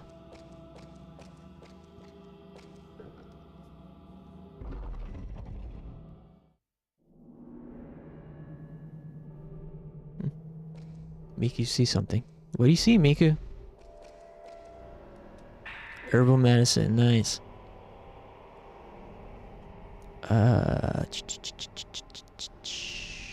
Let me cheat again. Save state. Cool environments. Huh?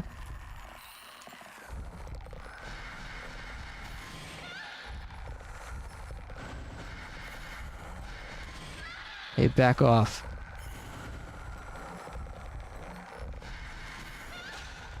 Oh, I can't. Hey, no! Fuck. Damn it, we shouldn't have been hit by that. Oh. Whoa! Hey, slow your roll there, lady. We definitely shouldn't have been hit by that. Oh well, we'll see how we do. I think we've got enough healing to survive this last boss encounter.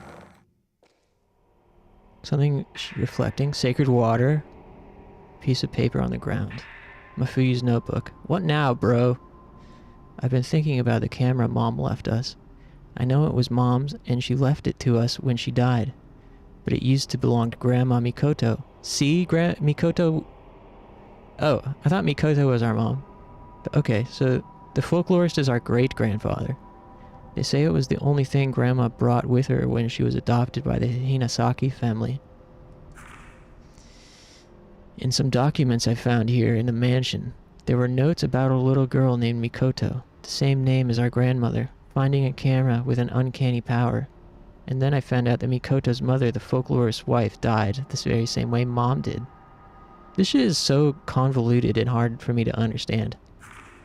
Despite them giving us a character tree, which I'll show you guys in a second, I found out about.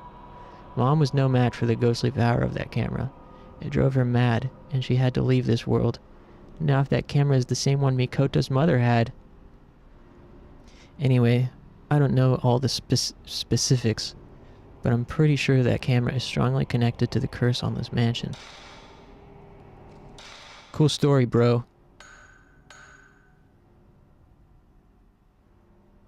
Getting hit for immersion's sake? Yeah, she needs to be a haggard for sure. That's what is it called? What's it called when, like, for example, you kill a boss really easily, but then the cutscene after it is like your character's all haggard and limping, like you said?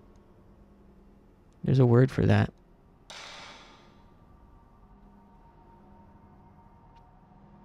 Dissonance? Something dissonance. Right? There's like a game journo word. So yeah, you guys see this? I found out about this earlier. I was like trying to put the ludonarrative dissonance, that's it. Thank you, Clover and Frank.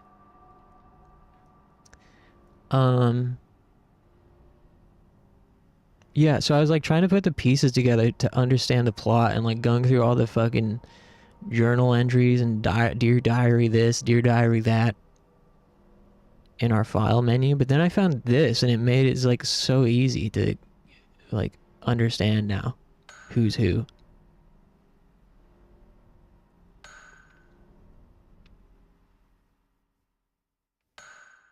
Plot is the photos we took along the way. Yeah, this is Miku's spring break. Okay.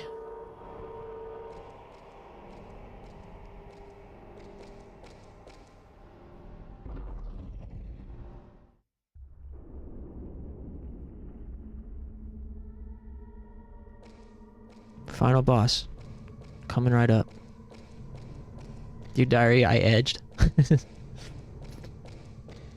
Today, I increased my max value and edged until maximum load.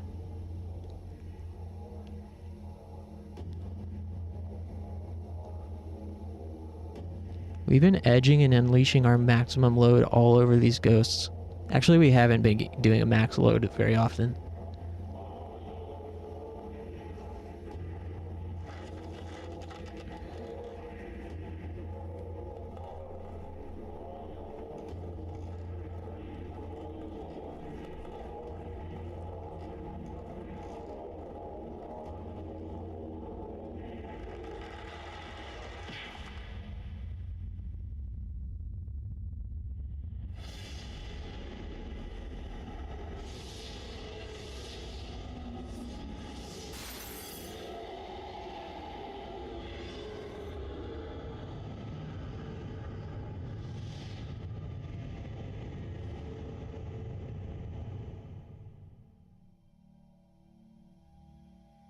I'm nervous.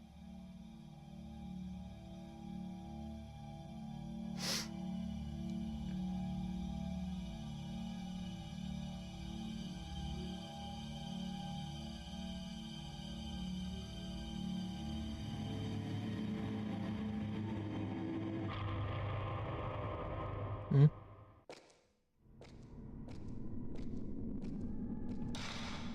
Equip our bazooka ammo.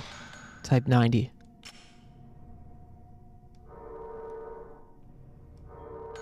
Also heal.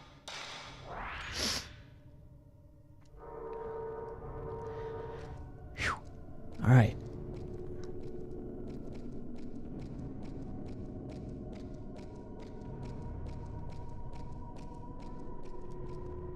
It's the mouse. I can't go any further.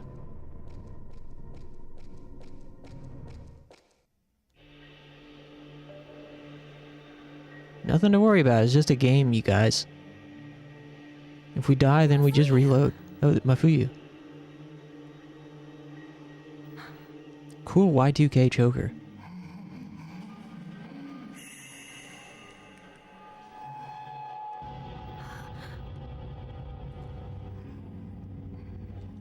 Gamers don't die, they respawn. Hell yeah. Miku.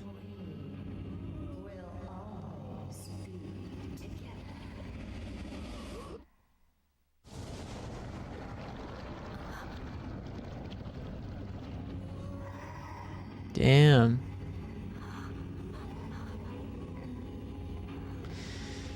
Phew.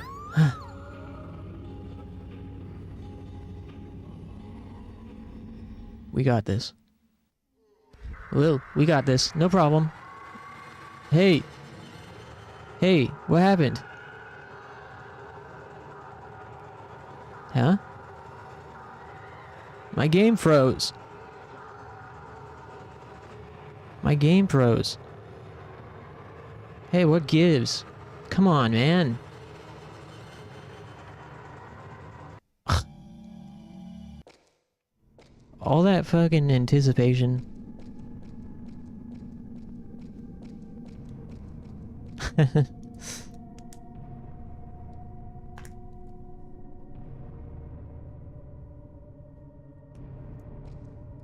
Try again. This time just don't even move. Wait, where? Whoa! Oh my. One hit kill?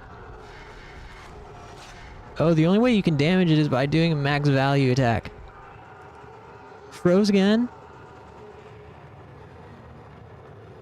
No way. Is this really how it's gonna be? That's fucking crazy. Ludo narrative attack? Her spiritual powers are so potent that it freezes our game. You're like not allowed to move around?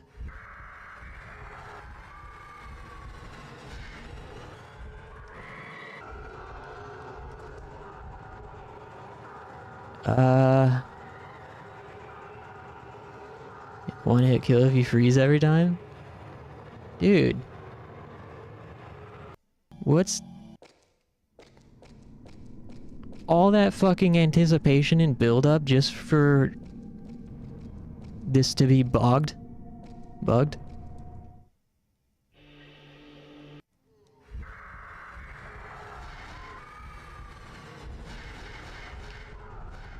Hey! Whoa! She does an earthquake and it throws the thing around.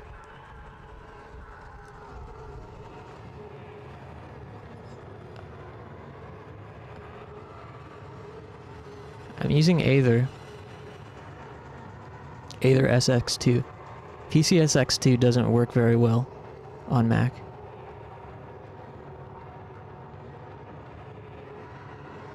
I could try it. This does not... I don't know that we can conquer without moving. Oh yeah, maybe I'll try moving in first person. Just don't take the camera down once we're in there. The problem is, you know, you're so slow. in first person. Tank damage, you can't. I mean, we have two hits basically because of this sacred stone or whatever, the stone mirror. We can be hit twice. No hit moveless challenge.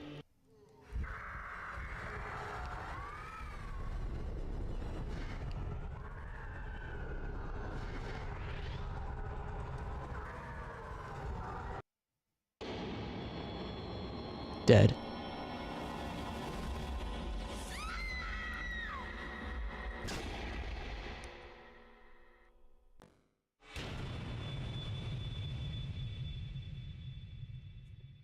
That's wild. So, what's... So, like... We're allowed to pick up our camera from here, but then if I try to move and pick up the camera again, it freezes. We got fatally framed for sure.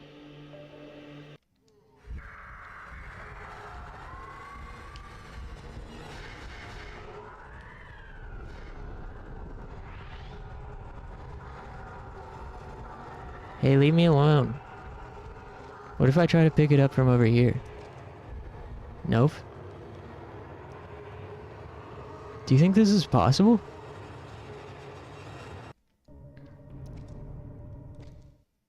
Do you think this is gonna be possible? What if we pick up our camera for the first time over here instead? No. I am not sure if this is gonna be possible. I don't know if I'm good enough.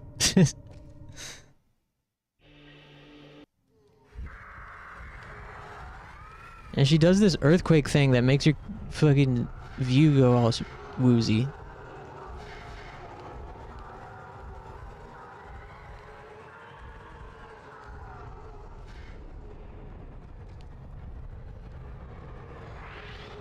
No, yeah, when she hits you once.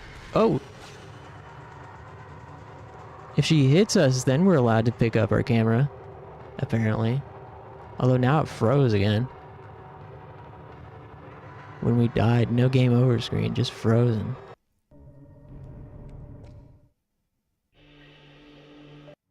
What if we try to go over here? Hey!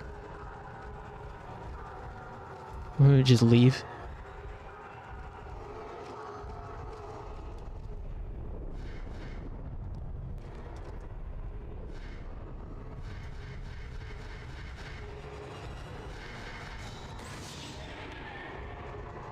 That did no damage.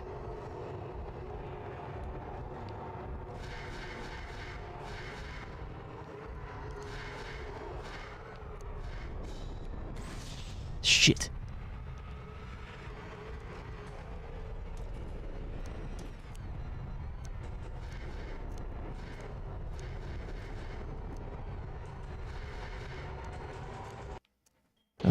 That was kind of working. That was kind of working. According to this forum, this problem seems to surface when you enter Finder mode facing towards the path going down the gate, which is actually the direction you are in when the battle begins. The solution is to run around the final boss and enter the Finder mode facing the gate. Oh.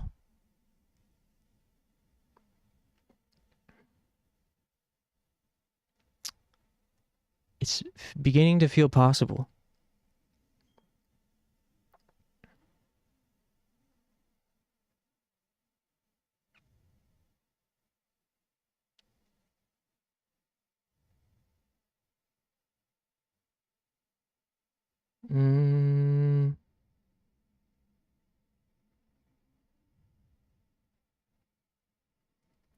Okay.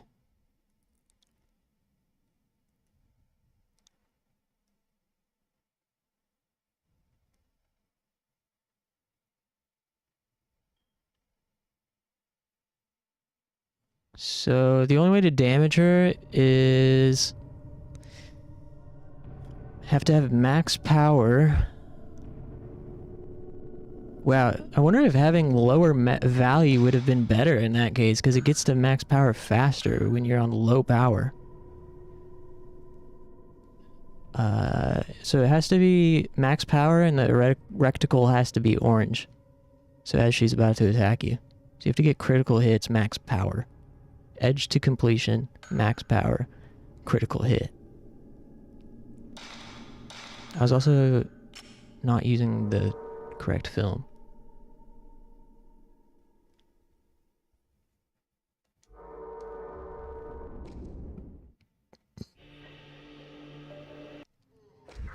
We can definitely do it. Hey! Oh, get out of the way! Shit! Damn it.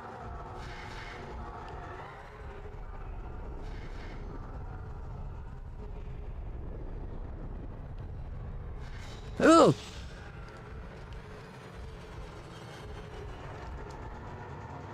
Oh no. Wrong way. I've looked the wrong way.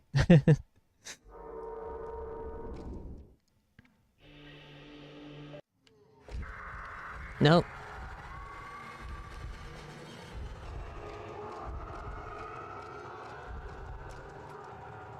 No! Damn it.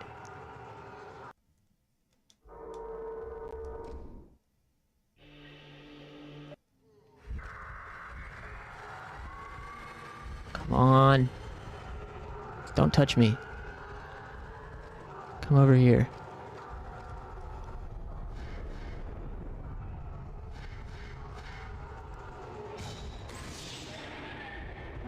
That didn't do any damage.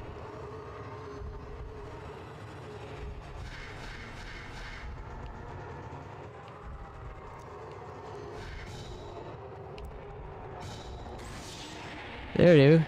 There we go.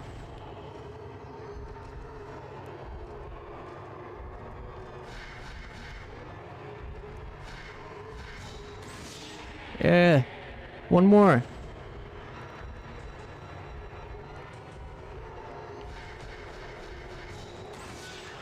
Woo!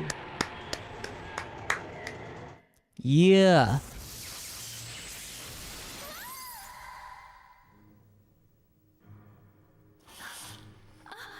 Easiest thing I've ever done. Woo!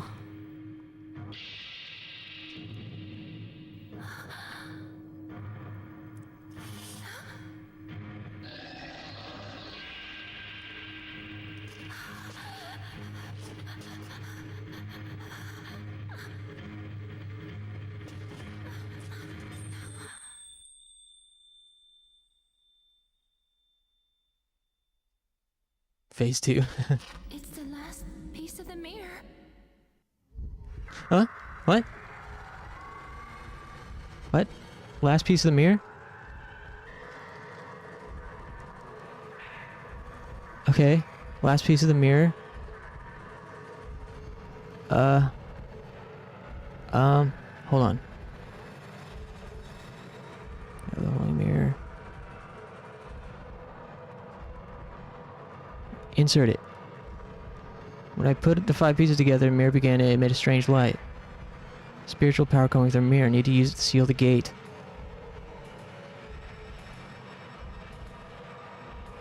Okay, I gotta stick it in the hole.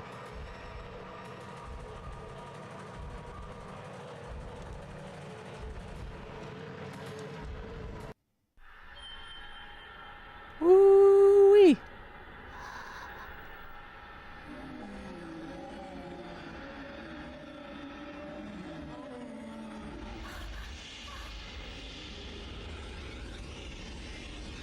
Fuck yeah. I feel like such a gamer.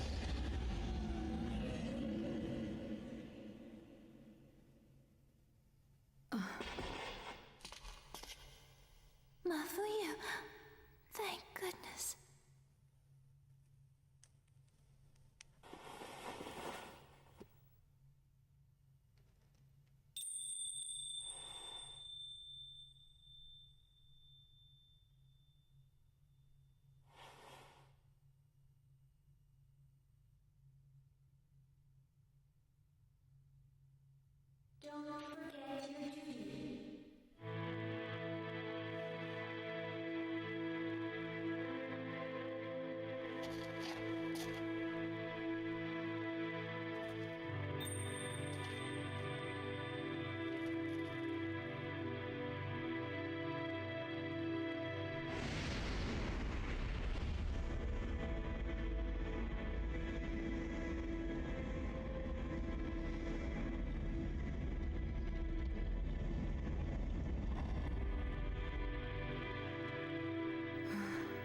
duty is to keep this gate closed.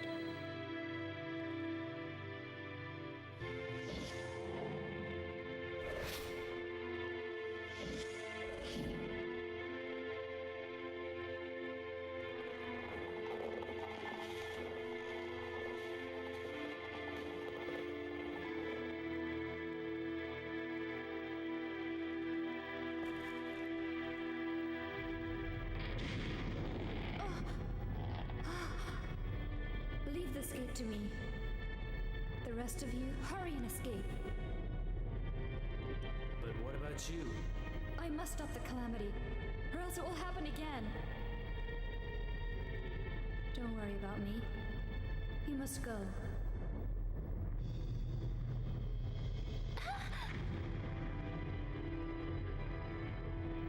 Mafuyu, come on!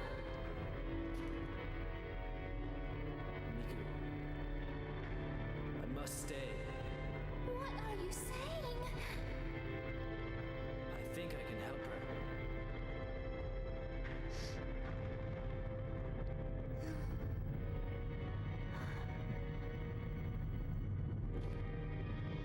Miku, you go on without me.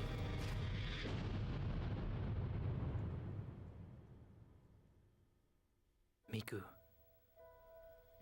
The whole time Kirie was guiding me, I could hear her screaming. Screaming for help. As the Rope Shrine Maiden, she was destined to seal the gate. Yet she also wanted to be with the one she loved. But she couldn't have both, and was being torn apart by those two feelings, which resulted in the calamity. Her spirit was touched by the malice, and she became a creature that wanted to make others suffer as she had. Now free of the malice, she is about to fulfill her duty as the Rope Shrine Maiden. Her soul must remain here, keeping this gate sealed off for all eternity. All alone. Endless pain. As long as she is free of pain, as long as she is not left hopeless, I wish to be by her side. Miku. Mafuyu. Damn, he really did choose the Ghost of the Sea. Gussie? Look, their souls are all going back to where they belong. How beautiful. Miku. I now realize why I was brought here, Ectopussy? and I will accept this destiny of mine. Miku. Thank you for everything.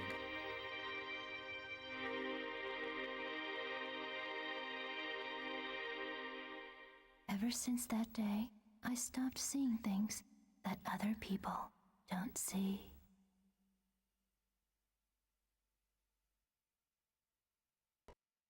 Whole game doesn't happen if they get a walk and those two get laid. Alternate timeline.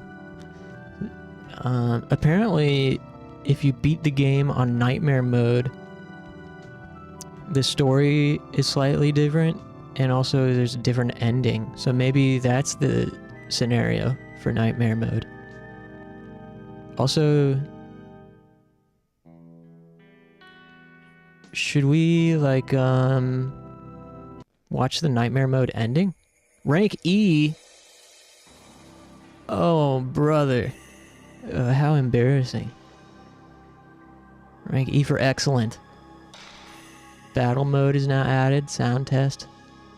New costume.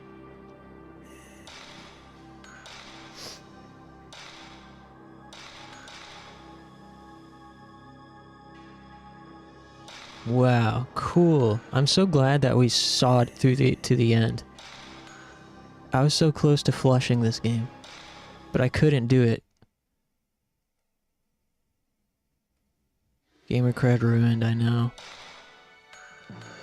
How do we see the other stuff?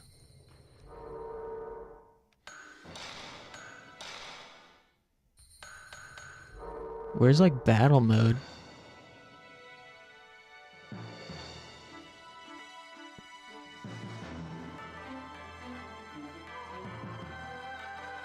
Oh, load game, I think. Clear data, load. Cool. Listen to music used in the game. Battle mode.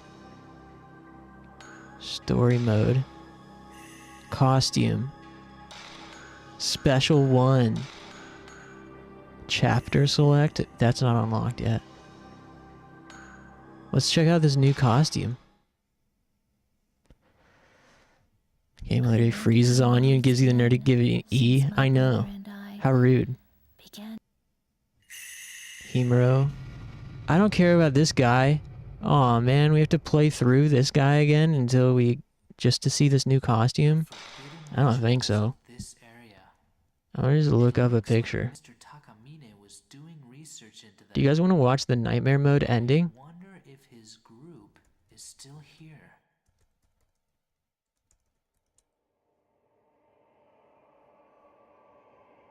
Okay. Also, the alternate costume from Miku is a schoolgirl outfit? Oh, brother. These perverted devs, of course it is. Whoa, there's... oh, no, that's a different game.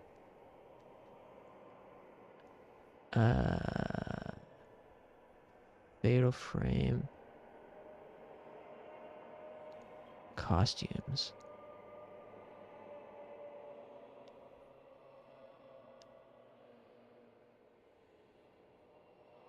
Okay. Here, take a look at this. Batman costume.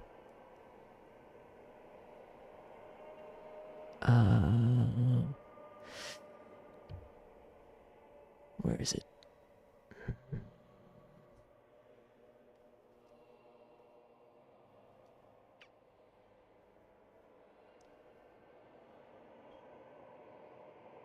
So that's default. Special costume 1. Oh, it's just the same except black.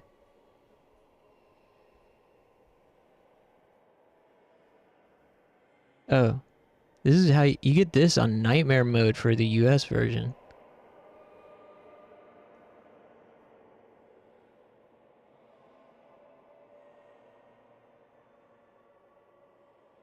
Hey, get out of here.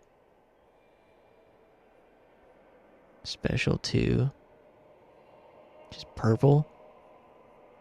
Special 3. These are just recolors. Whoa, red yukata. Game on fatal mode, Xbox only. It's weird, Xbox versions of certain games have like some pretty notable differences. Like, do you guys know about Onimusha 1 on Xbox? Has like a bunch of changes. Light blue, yukata. Wow, there's so many. That's it. Lame.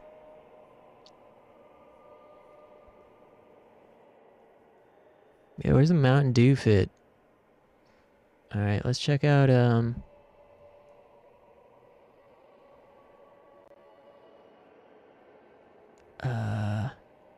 Fatal Frame 1 Nightmare Ending. 17 years ago? This thing's about to be in fucking 220p. Fatal Frame 1 14.3 ending.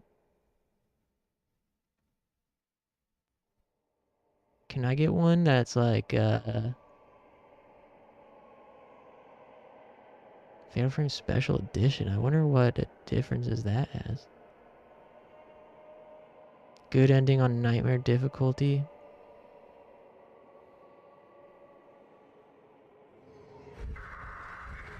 Let me fix this.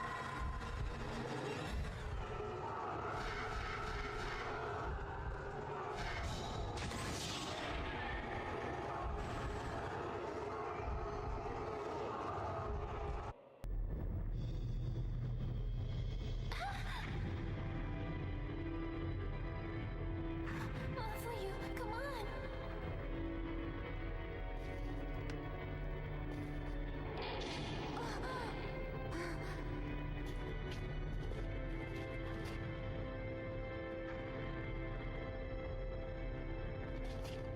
Hey, Ness. You missed it. We just beat the game. After a lot of, difficulties, we finally did it.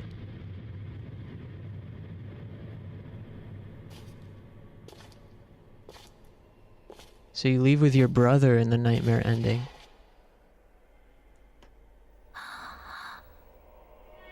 Look, their souls are all going back to where they belong.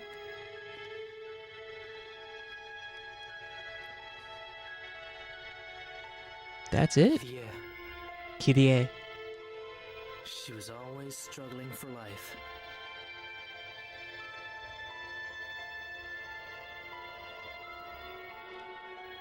Her soul must remain there, keeping the gates sealed off for all eternity. She had to sacrifice everything.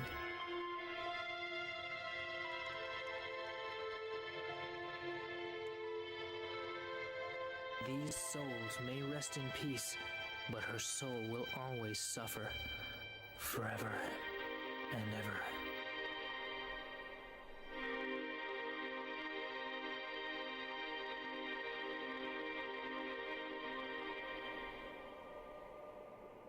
Ever since that day, we stopped seeing things that other people don't see. That's it. Imagine going through all the trouble to unlock nightmare mode. And that's all you get?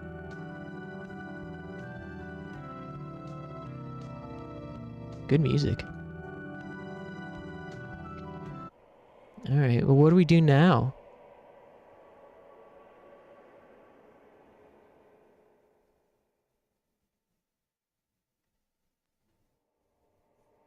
It doesn't feel like I've been streaming for 2.5 hours.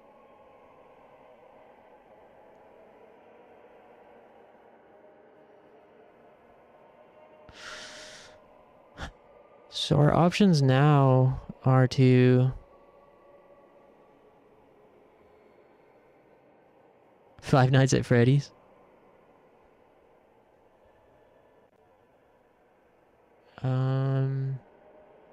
We can either play RAIDOU 2, Fatal Frame 2,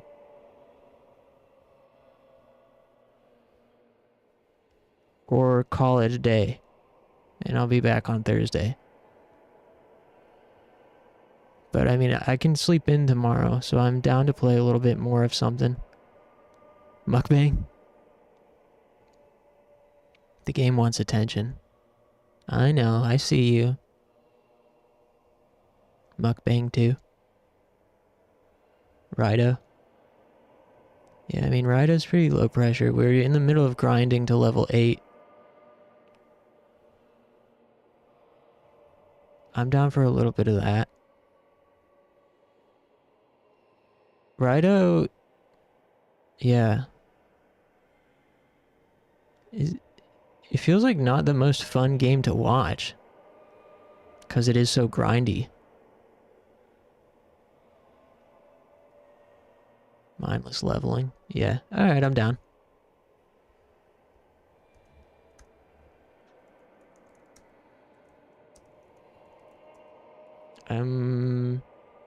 Rad. That is an option as well. Robot Alchemic Drive.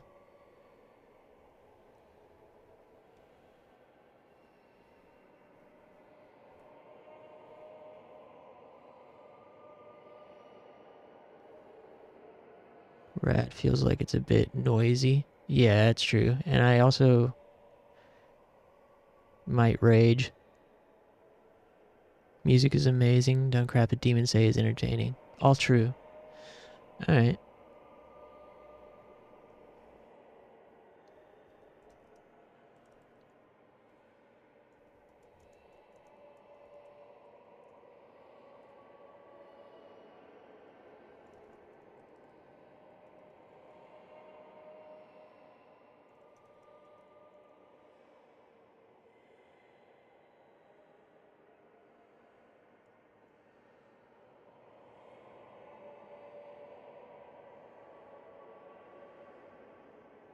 I'll switch it over.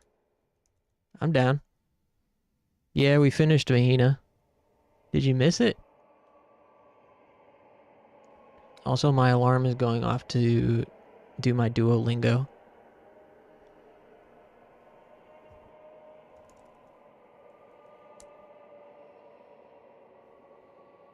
Fell asleep. Oh man.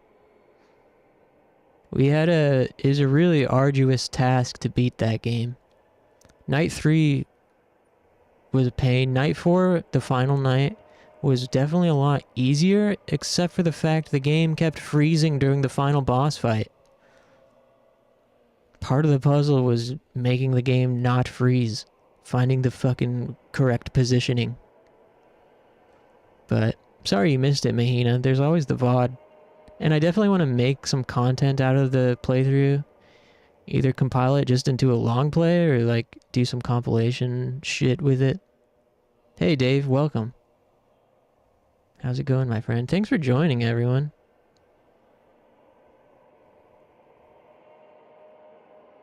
Evil behavior equals good, true. Yeah, sorry you missed it, Mahina.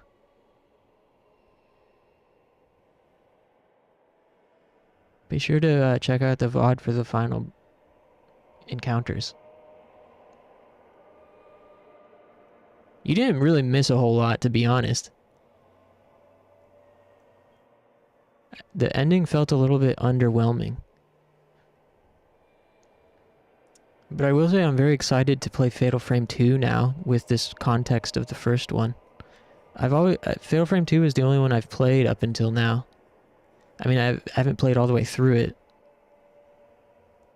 I only played the first few hours of Fatal Frame 2 a couple of times.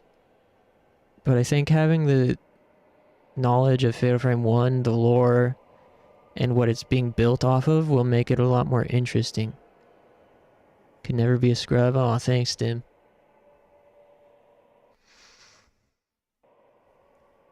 Okay, let me, I'm gonna change over to RAIDOU 2. Stand up, take a whiz.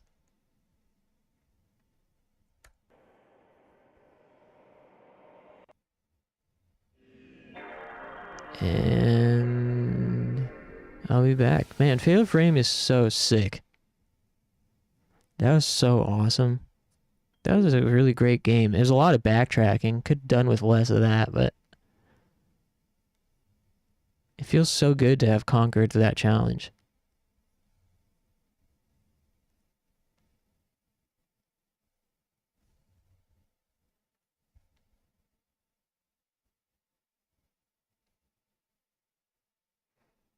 Alright.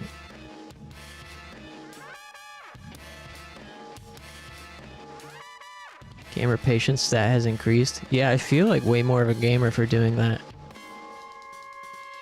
When I play by myself off stream, I rarely finish games. And unless it's like a Dark Souls or something, I usually just like give up. It's pretty rare. Like usually when I'm playing games off stream by myself, I'm looking for things that are relatively easily and mindless.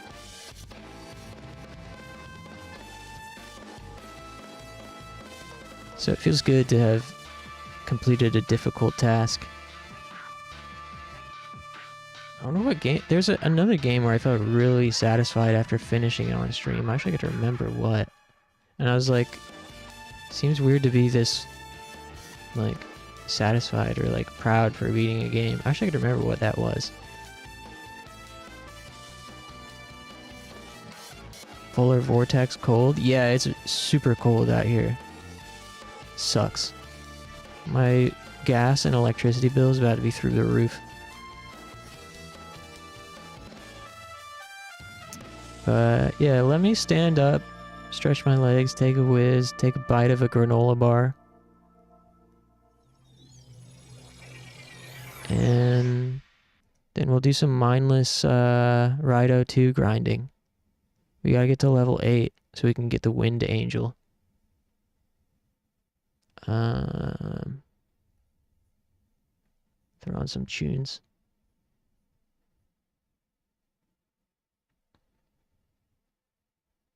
Rather be freezing than having hot weather. I kind of agree. I'm sensitive to hot and cold. I need it just right. Alright, appreciate you guys. I'll be back in about 5 or 10 minutes. Thanks.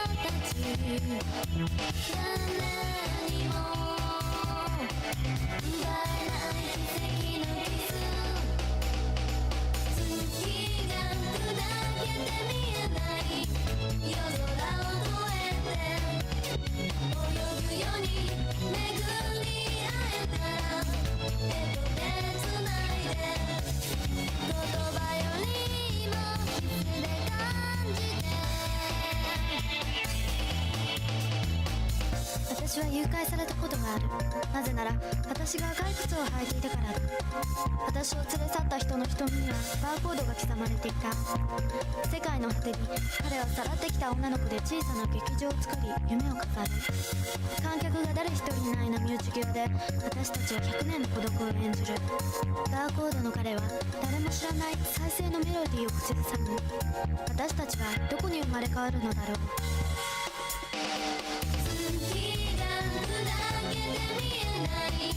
夜空を越えて大人になる明日が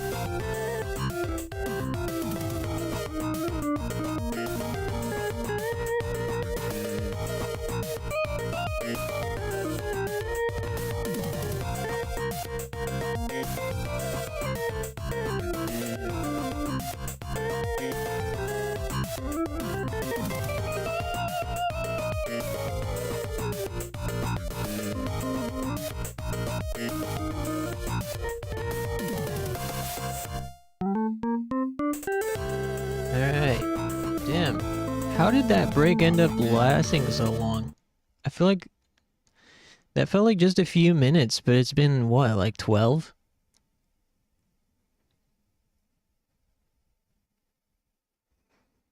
I don't know how time, I just like get into a zone and space out and time just flies by.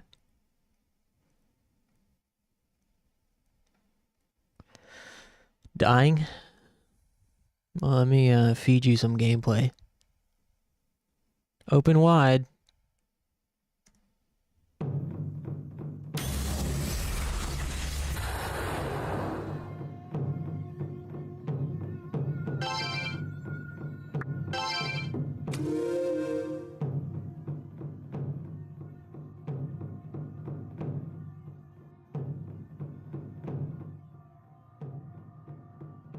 Alright. I was also just having a thought about something and I forgot.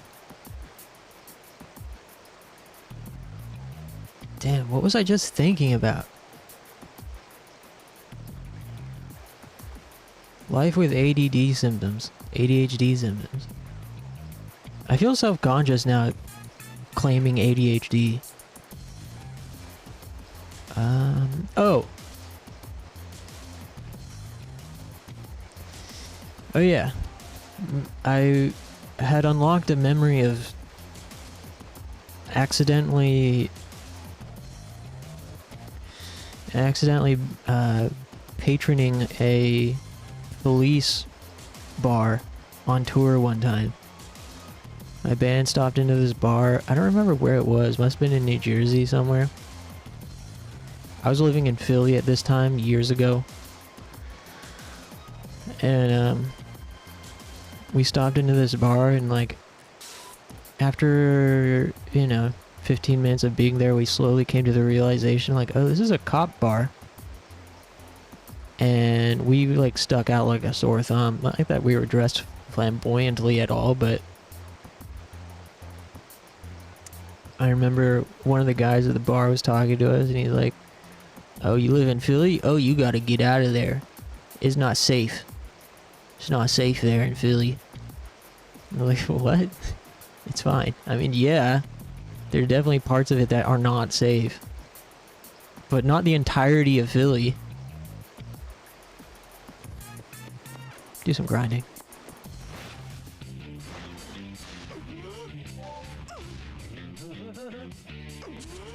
Demon caught you off guard. A cheap shot.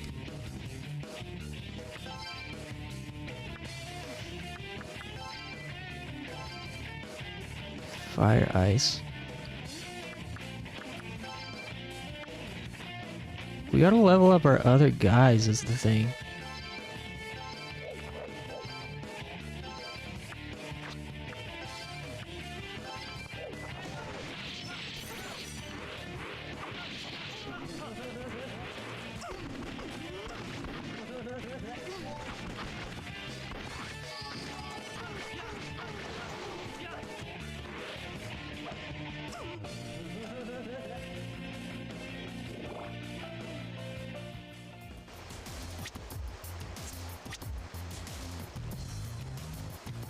On Meraki and Preta have max loyalty.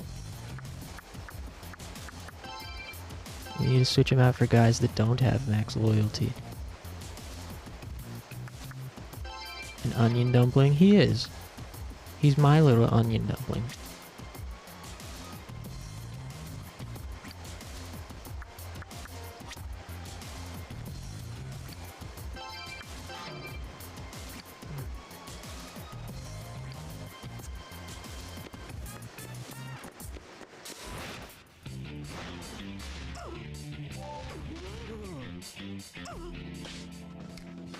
Hey, that's my friend you have there. Be nice to him, okay? I'll give you this. I already have a bunch of them anyways. Turquoise, aw. He gave us a little turquoise stone. On Rocky left. Alright. Dumpling full of onions. That'd be nasty.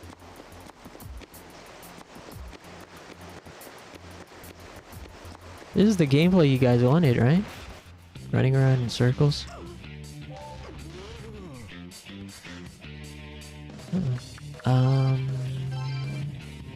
Weak gun. Frail to electricity, nice.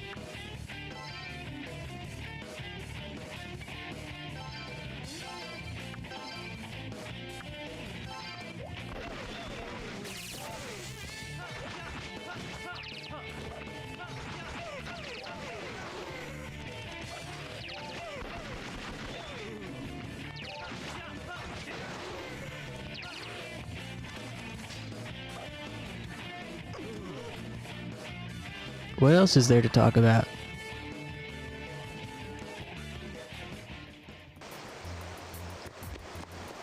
Did I tell you guys I found some old scripts and essays on my notes app from like years ago that are perfectly ready to be made into videos if I had the skill to make videos?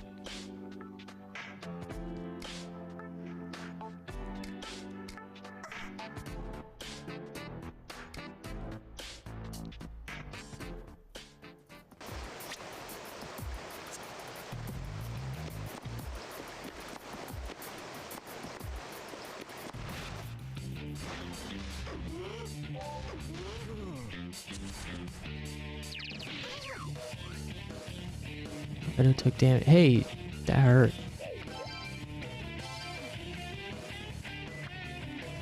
I think I was talking about it yesterday, but I found some old scripts. One of them is about I bought this digital camera, like point and shoot digital camera off of eBay, and had been using it to take my creepy photos that I've shown on stream before. But there were also like family photos on the camera from the previous owner that I had kind of just ignored for the most part. As I was, anytime I'd take pictures and export them onto my computer, I'd see these family photos from the previous owner and just was like, huh, somebody left their photos on here, and didn't really think about it. But then one day I decided to take a closer look at them and was like, wait a minute, what even are these? And as I began looking closer at them, I was like, these are amazing.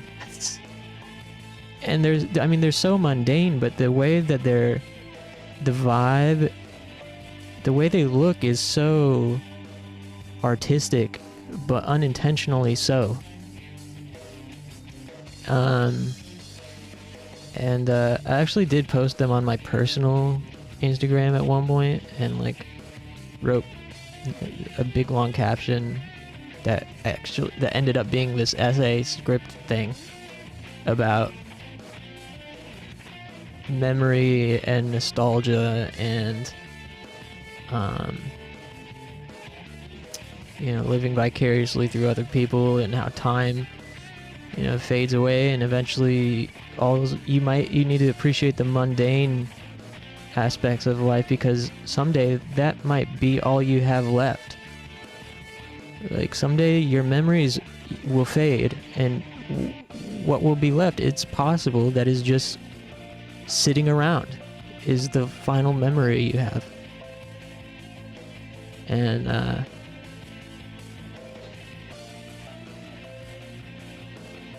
yeah, I think it really would make a good video if I could figure out how to do it. I mean, it'd be easy to record the voice for it. It'd be very easy to just what's the word? Transcribe. Yeah, just read off into a microphone. It's just, what do I put image-wise aside from the pictures that were on the camera? I don't really know what to fill the space with.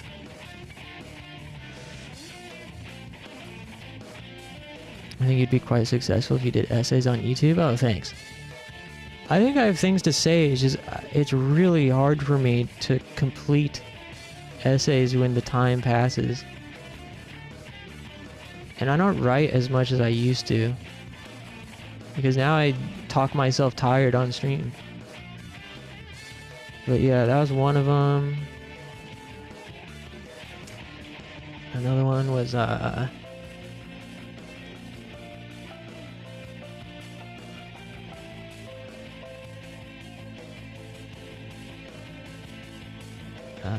like coming to terms with mediocrity.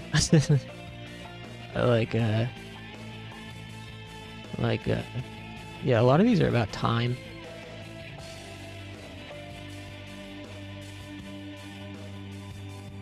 One of them is about the reasons why I've gravitated toward niche or obscure media, and having to do with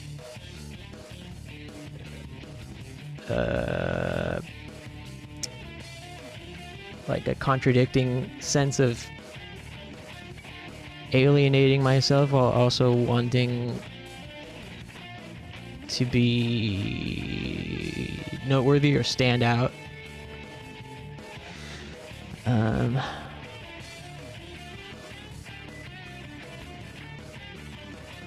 And then another one is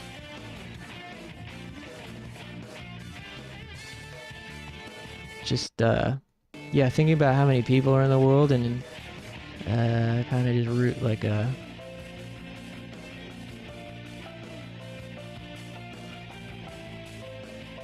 how many people are in the world, and like what it means for you to be the only person on Earth having a particular thought, if anyone else is alive having the same thought, thinking the same word, and kind of like diving into that idea.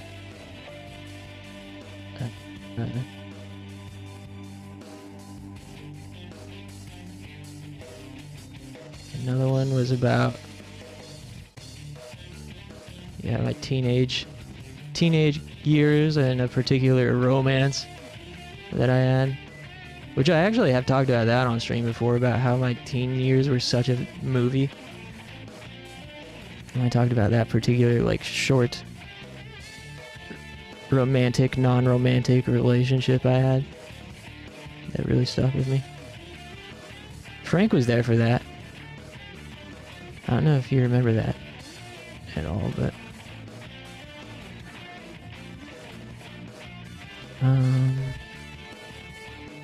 voiceover.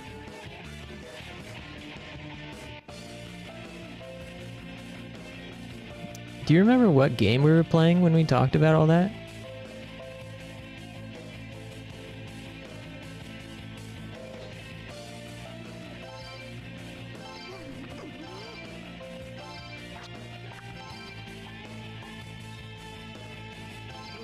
Echo Knight?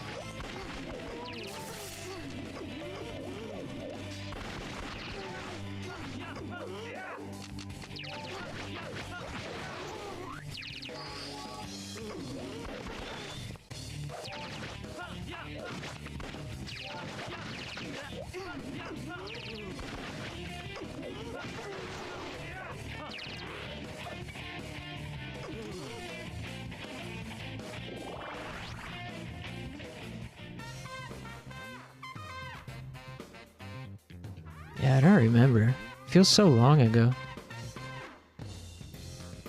Must have been like a Silent Hill or something.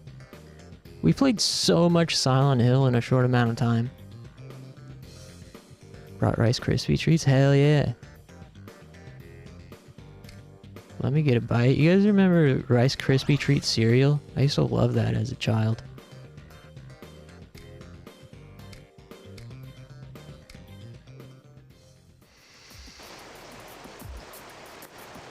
Yeah, then I've also started, I have scripts for like talking about Lane and Technolize, and I have started a script talking about this movie called Maribito, and another one for August in the Water, but they're so hard to finish. I can't like say, okay, I'm gonna work on writing for an hour. It doesn't work for me when it comes to writing. I either have to get the thoughts out or I don't. And if I don't have the thoughts or the words, like having to pull that feeling, that huge feeling of, oh, I gotta get this out. Having to pull that feeling back in is painful.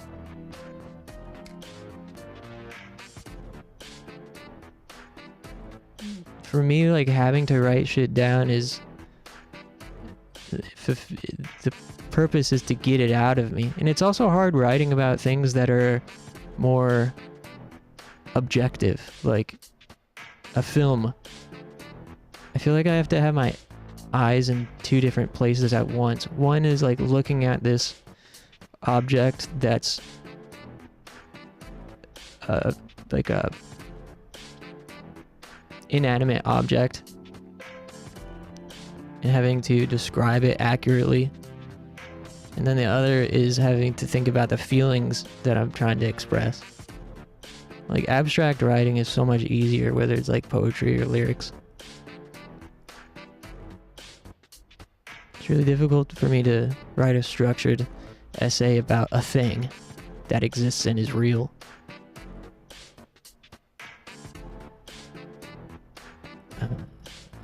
I used to put brown sugar in my Rice Krispie cereal. Oh, that sounds good. But how about Rice Krispie treat cereal?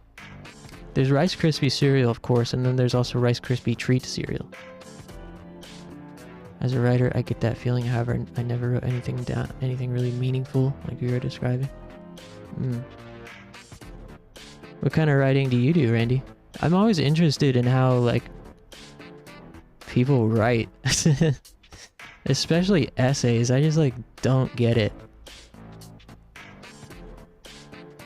And then having to go back and edit the draft and, like, do a second draft and shit is really hard for my brain. It's, like, painful.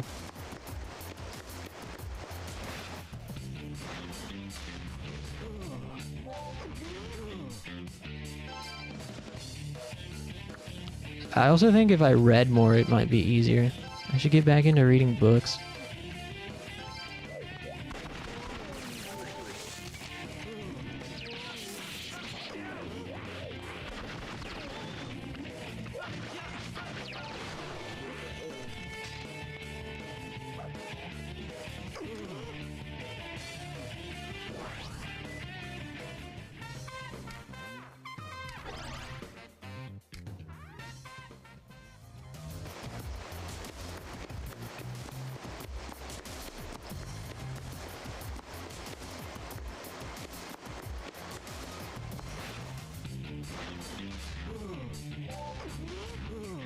Fiction, roleplay, co-op with others to form cohesive plot lines. More fascinated with the character development and psychology. That's cool. See, that's another thing. I just feel like I would never be able to do that. It seems so hard. I can kind of like understand world building, just like crafting all the pieces, but then actually melding it all into a cohesive plot seems so difficult to keep track of. And just summoning the words, I struggle to summon the words. They're more like yeah, for me writing is like offloading the words rather than summoning. It's like not a choice. Just always needed at least a second person because actually doing a main plot is beyond me. Yeah. That shit is so hard. Yeah, for me, I think the ideal would be if I could just record the voiceover for these scripts, send that audio file to a video editor and maybe a few assets, like particular photos I want to include or clips, and have them edit it and fill in the blanks. That would be a dream come true.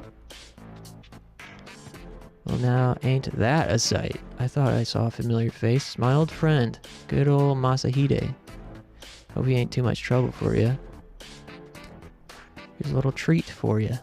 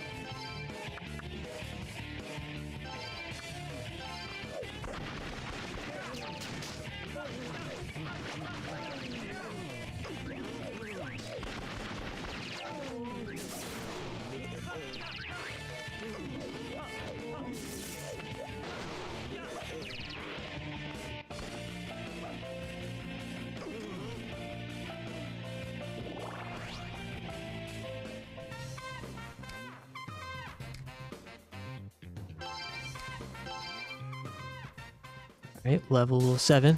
One more to go. Speaking of writing, is there anything more painful than writing lyrics? See, lyrics for me are like fun and easy for the most part. Sometimes it's difficult or painful. But I think like yeah, writing lyrics is one of the fun parts for me. I think because it's like very like small. Like the scale is so much smaller than something like an essay, and there's a lot of, it's like bowling with guardrails. Or like, what is that called? The gutter rails? Like, for me, writing lyrics isn't something that's done from scratch. It's filling in the slots. It's like, okay, I'm singing this top line in gibberish, and this syllable or sound sounds good here. What word can I use that fits that sound and syllable? And so there's kind of like just coloring in the lines, I guess.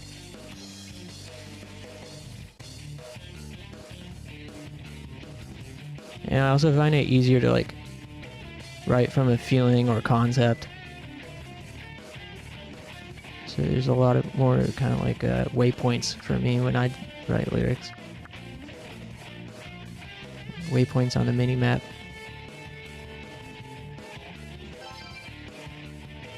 It's really interesting how creative projects like you know, people are just so different. There's such a wide variety of people with different strengths and skills and weaknesses and interpretations of things and thought habits. And, like, I didn't know until just a handful of years ago that some people don't have an inner monologue. Like, some people don't think in words. Whereas my thinking is like all auditory. I have a hard time thinking in pictures. The scale makes it worse? Interesting. How so? Because there are less words. Yeah. You really have to, like, you can be limited. I could see how it'd feel limiting. I guess that's why it's good for me, because I get overwhelmed with too many things, as you have noticed through my inability to make decisions in video games. So it's like, the less options I have, the better. That's why I love pop songwriting so much too. Even though I used to be like a big, like, proggy songwriter trying to make these big, you know, 6-minute songs with a bunch of different parts and little repetition. I eventually found that my actual passion when it comes to songwriting is simplicity and the pop song structure. 3 minutes. 3 minutes is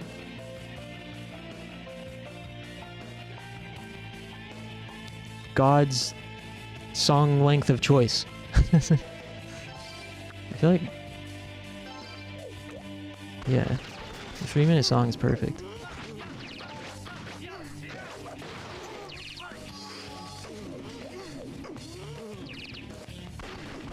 God damn, that's a lot. I mean, now everything's like moving into 2, right? It's all about just verse, chorus, end.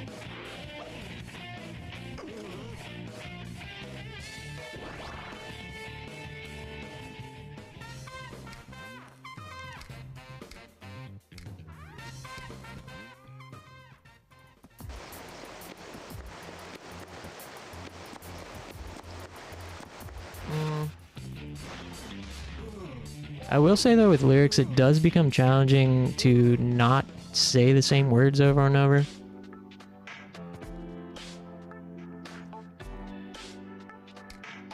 Like in any language, I think writing song lyrics if it's not like, if it's like a pop type of song, anything based off of that, even like in the rock genre, for instance, there are words that get used over and over. Heart, back, you, arms, soul, mind, love, baby.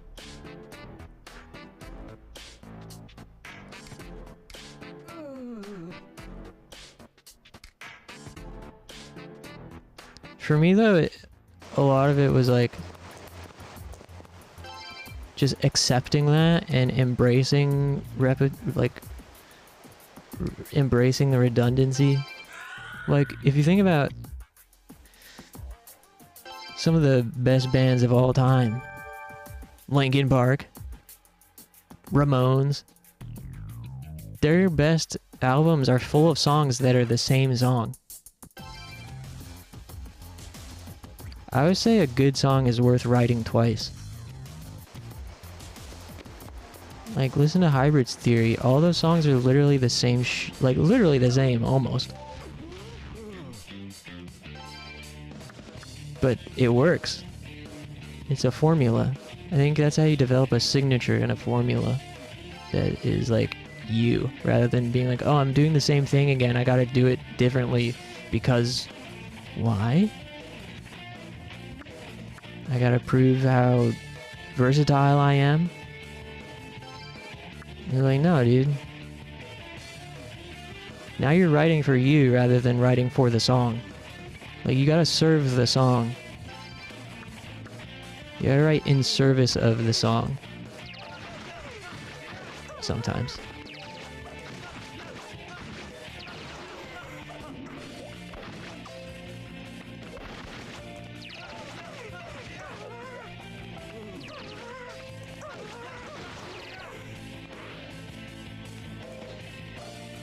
Queen, AC/DC music, all sounds the same.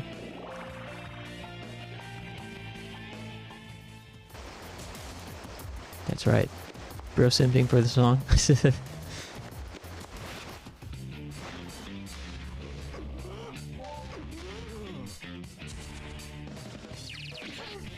Hey, what the hell? She was damaging me. Oops.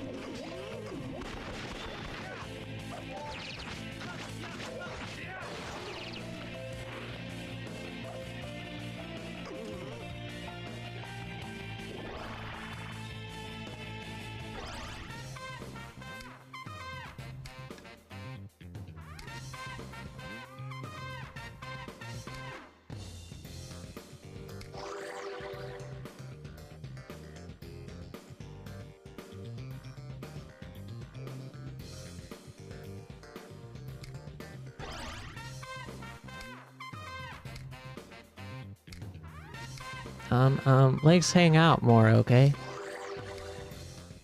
Alright, she filled my HP. Let's register these demons now that they've been maxed. Me too, my friends. True. Me too. Me too, chat.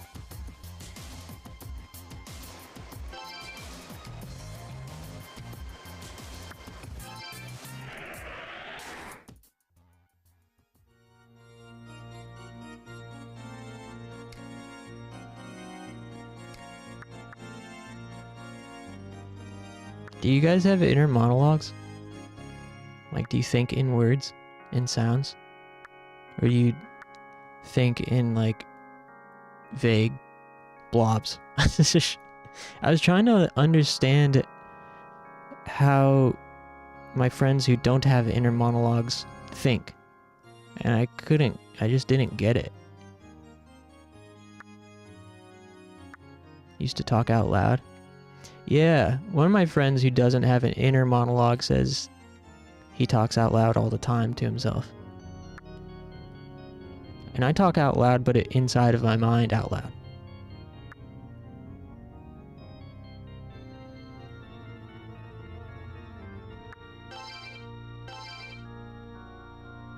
I can't, like, I have a hard time processing things without a voice in my head speaking.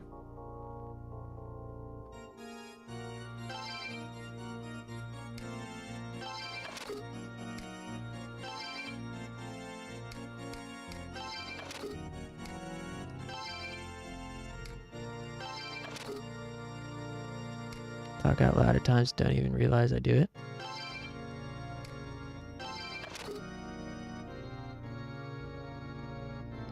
If you're asking if I talk in my own head, yeah, and sometimes I'll speak the words out loud at the same time or answer myself. Yeah, I very occasionally will talk or think out loud to myself if I'm like doing some sort of thing, like, and then I gotta do that, and then, or like, and now this, 5, you know, I'm trying to write something down, perhaps. But usually, it's silence outside, violence inside.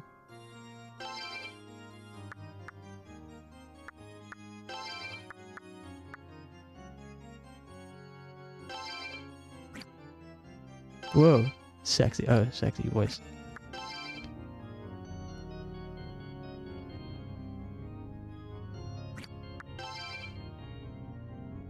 Oh, Tamlin, we need this guy. Wait, oh yeah, Wind Angel. We need one more level to get that. And also, then we'll need to get 2 more of these guys. We need to get Obarion again, and we need to get another on Meraki so we can get Tamlin at level 10.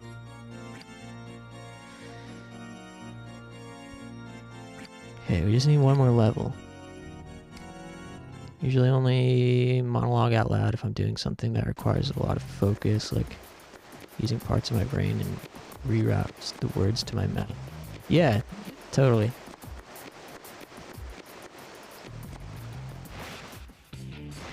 Yeah, I do that too sometimes.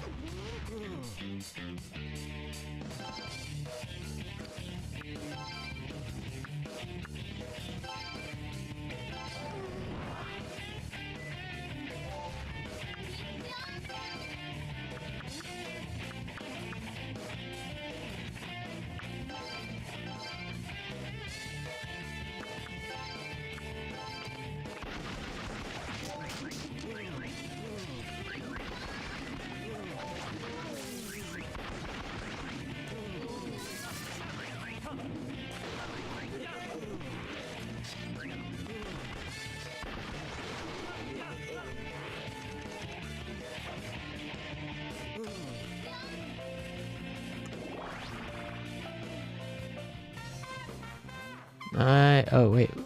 RAIDOU's demons have become more loyal, increasing his abilities as a summoner. Cool. I don't remember how to get more slots.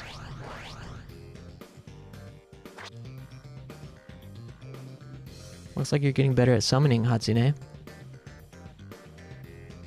I guess this is how we get an extra slot. Yadagara sent us an extra tube. Now you can carry even more demons. Excellent. Hold 9 tubes.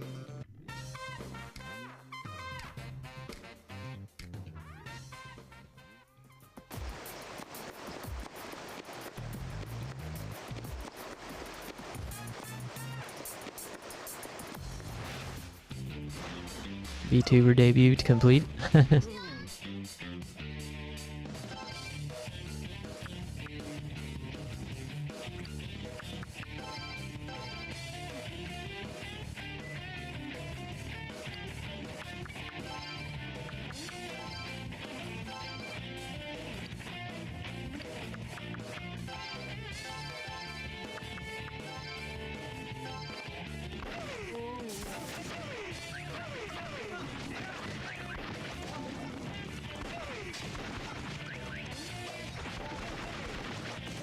Oh no, we're taking damage.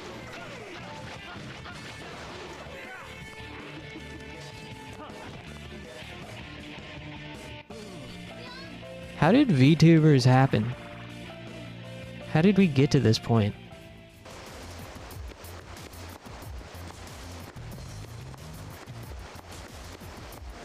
It's such a strange development.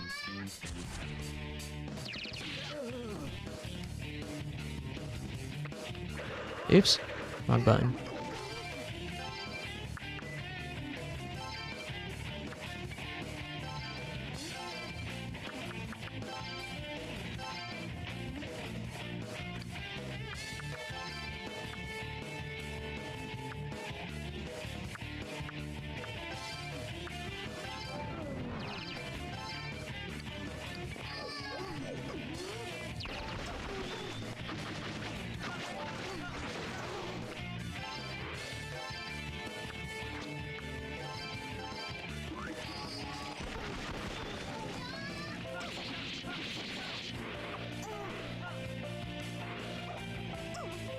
Kizuna AI.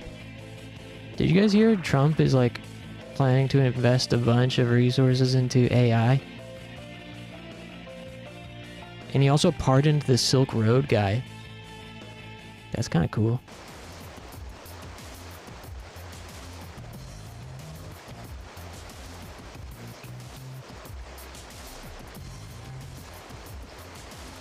Controller.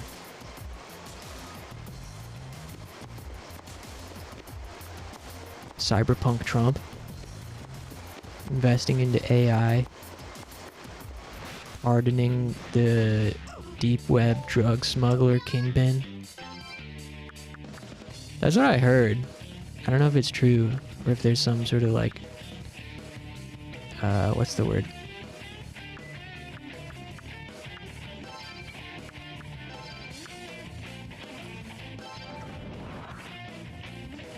Can't think of the word.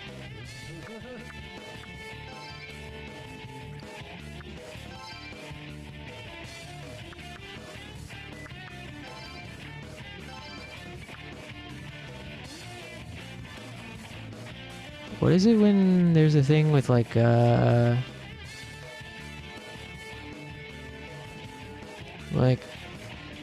asterisk, putting an asterisk next to an offer or action?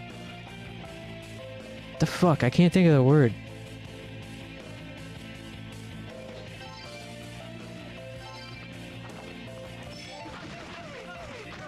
My guy missed.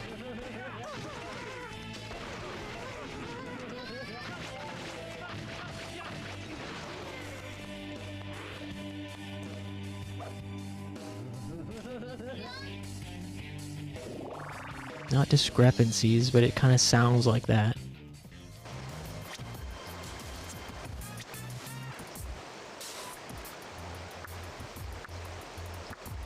I can't even think of how to describe the word.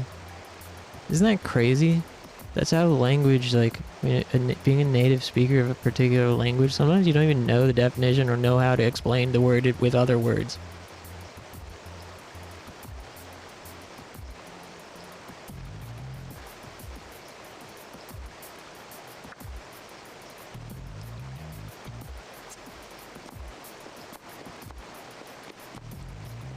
It's like conditional. Like, close synonym would be kind of like conditional.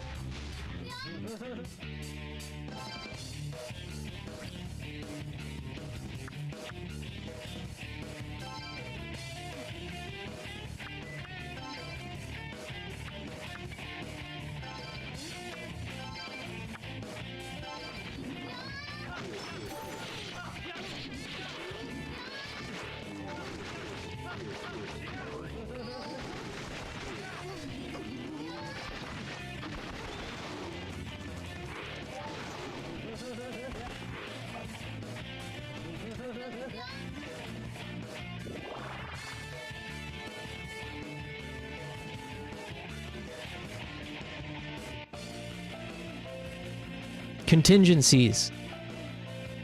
That's it. Contingencies. Jesus. I don't know if there's particular contingencies for the release of the Silk Road guy, but I think Oz is the perfect streamer. Nice avatar, chill vibe with gameplay in the background and occasional deep conversations. Hell yeah, thanks Clover. I'm glad you think so. That's very reassuring to hear. Because you know, when I started, I was like really struggling to I was struggling to come up with an answer for the question of what do I have to offer as a streamer. I'm not gonna have funny viral moments or overly clippable moments. What I came up with is I can be me. Just chill place to hang out. Maybe learn about some niche media.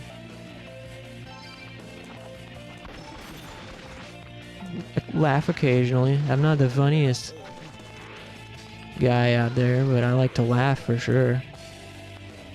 I'm impressed with you guys. I feel like you guys come up with funnier jokes than I do most of the time.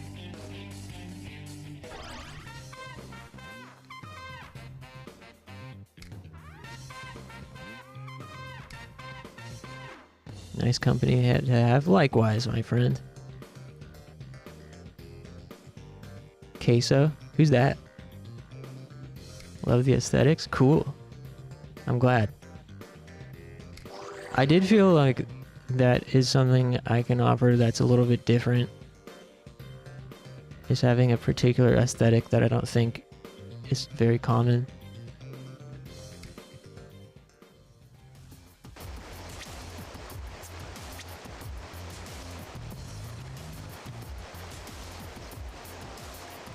Being able to bounce off of and riff on chat jokes is important. Yeah, having like a funny chat goes a long way. And I think you guys do a great job. Yes, my wingman. Holding down the passenger seat. Throwing eggs out the window.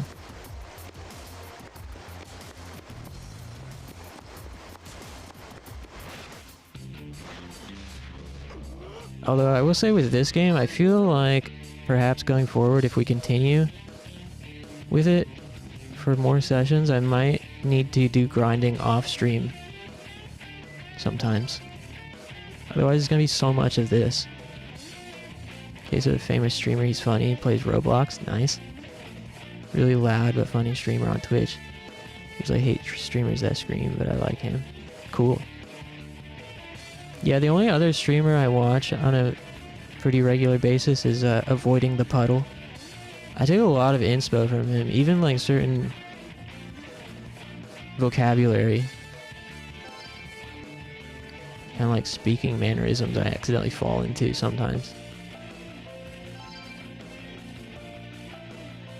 Like flushing a game is from Eris.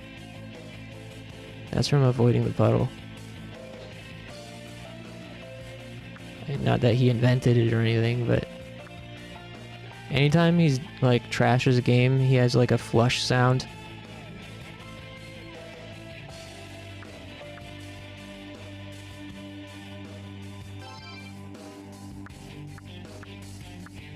There's definitely other things I've taken from him that I can't remember.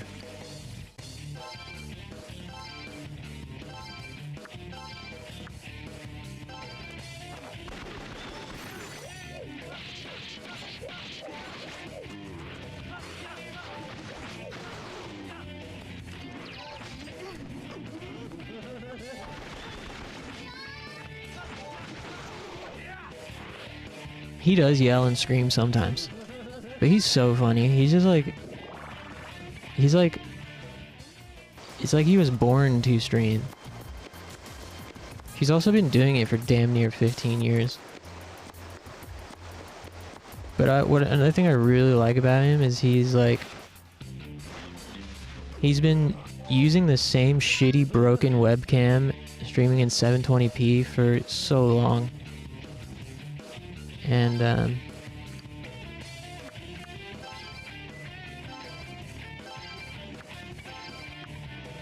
yeah, he also has like a lot of deep conversations too, though. He's very wise.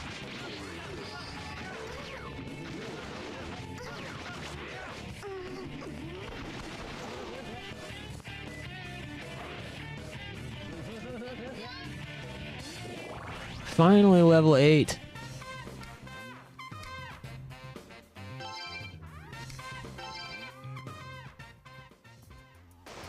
Now we can continue. Goddamn.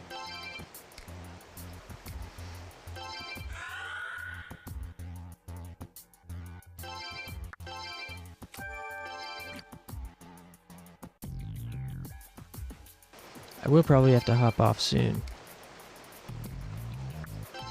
But let's just beat that little boss over there and get to the next zone.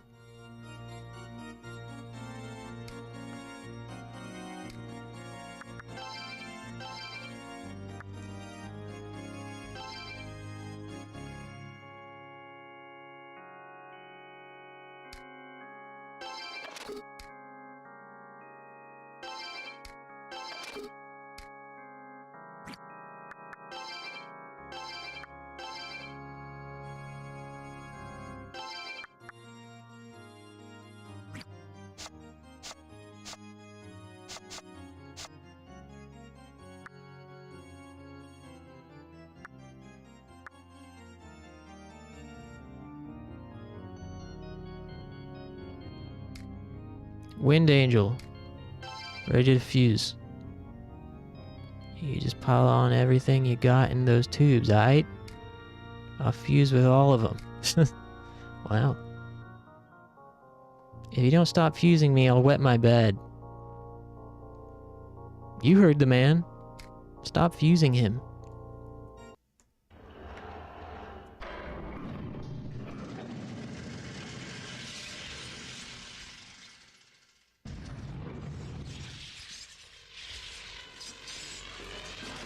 Yeesh. No wonder little man's wetting the bed. Look how violent this process is.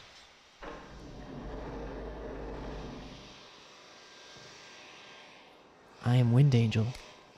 Life's too short for remorse. Release all the desires pent up inside of you. Now, come. Okay, if you say so. Lab needs an overhaul. Yeah. There's like all like bootleg janky fucking equipment in there. Passive skill. Oh man. Yeah, could use some pizzazz. I wonder if Finder's Keeper is any good.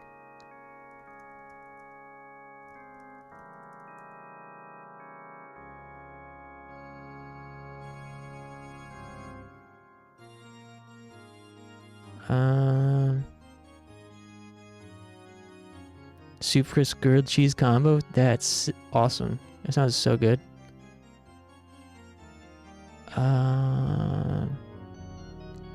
Oh, Finders Keepers has...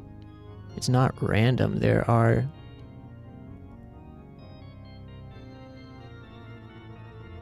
fixed locations for this. Huh. Wow. I wonder if it's worth taking right now. I'm looking at the guide. I don't know if any of these items are worthwhile. I mean, I'm sure it'll pay off. We can get a life bonus from somewhere else.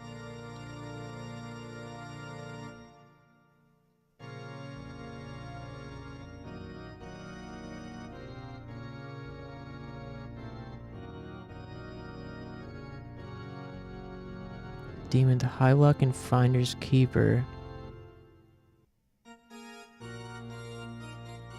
Oh, I guess there is RNG with this, as well as fixed locations.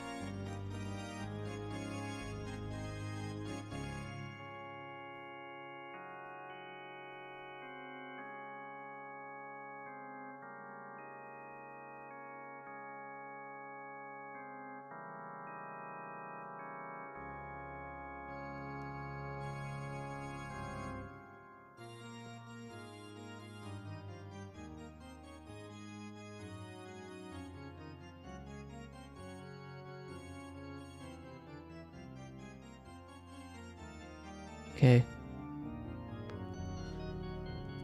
Seems like we're gonna take it.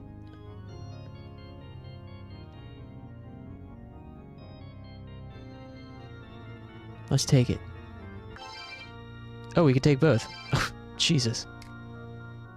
Dumbass. Oh yes, your demon left you a letter and a gift before the fusion. Oh, that's nice of them. From Preta. It contained a shocking confession. What was the confession? Let's see, any other fusions to do while we're here?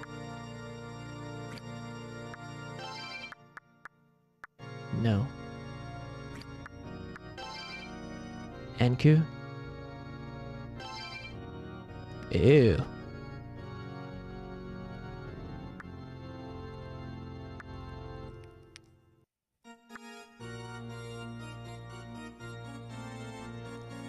Um...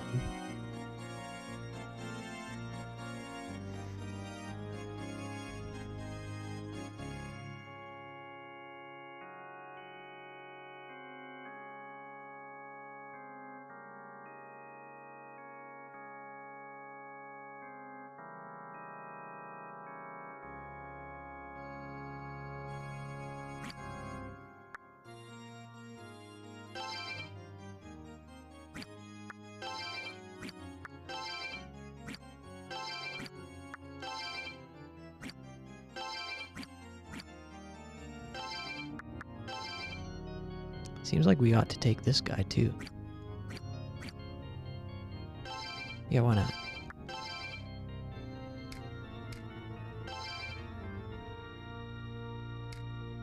Maybe I should have leveled him up. Damn it. I forgot the loyalty meter. Oh well.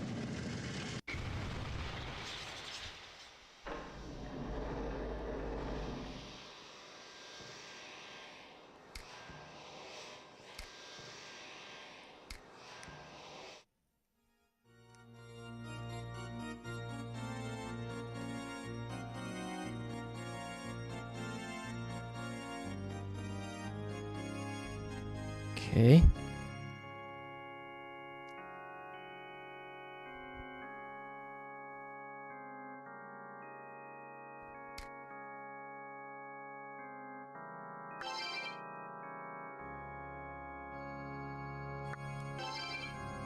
Cool.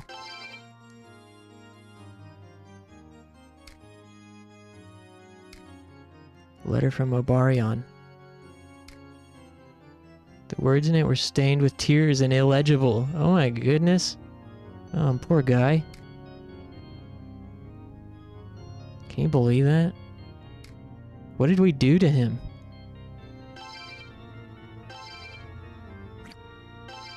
Sandman?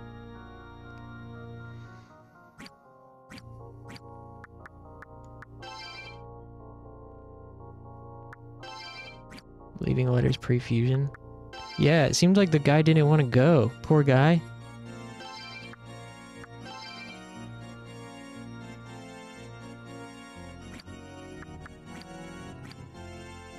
Alright, we'll continue with this.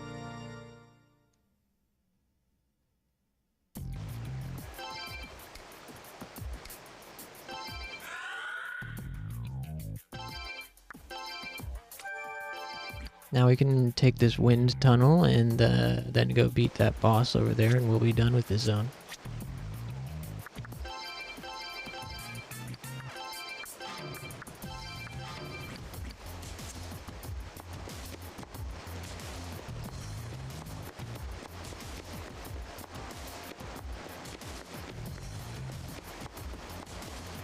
Definitely running out of steam here. I gotta do some preparations for tomorrow. Reminder, I won't be streaming due to karaoke obligations at nighttime.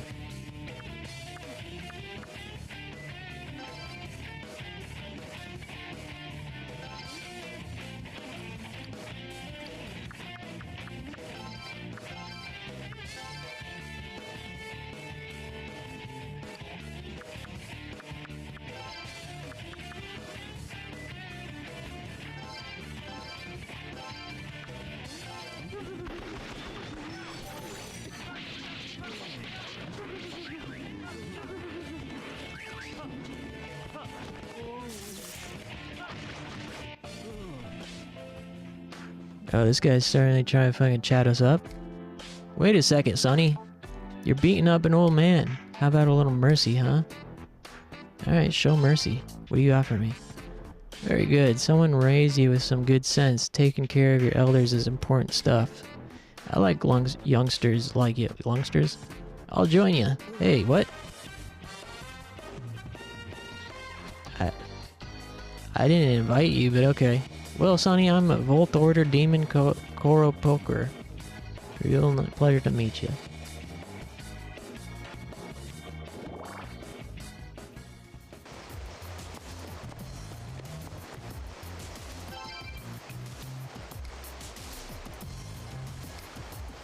I do have a Wind Order Demon. Oh, you can run around with a demon? I forgot about that. Oh yeah. I forgot. Cool. Kamikaze. Okay.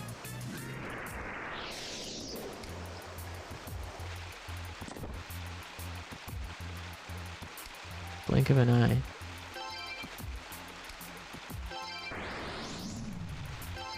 What's Scout do? Angel headed out on a scouting mission? Hey, what was that? Returned from scouting mission. In this area, Frost Petra, Fury Slime, Small Skill Pixie. Interesting. As for items left in the area, 1 have been confirmed. Found an Ox Bezoar while scouting. Cool.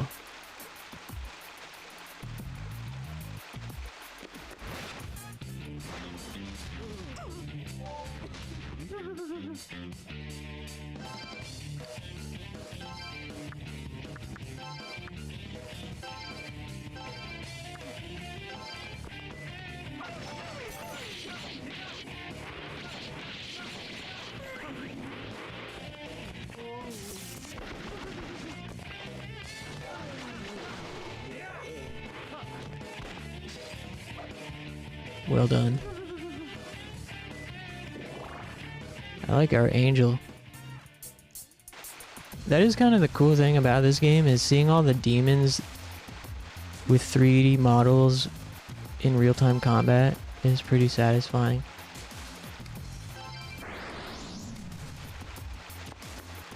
What's this? This is an exit, I think.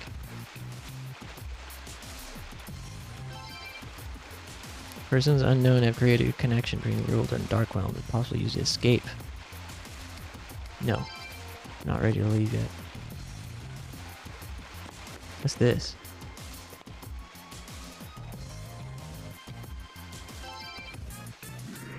Let's take us back to where we were. Yeah. Nice! Convenient. How's our health and everything?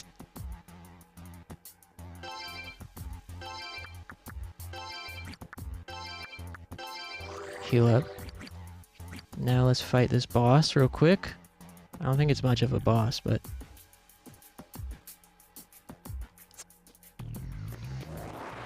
Oh, damn it. Now we gotta run freaking all the way around. I thought he dropped us off right in front of it. Okay, begin battle.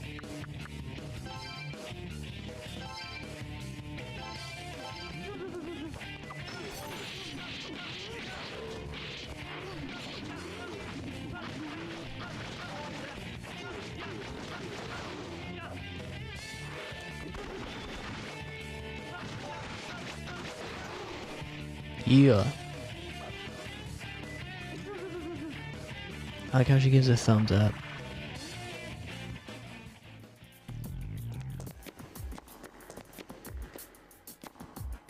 Hit.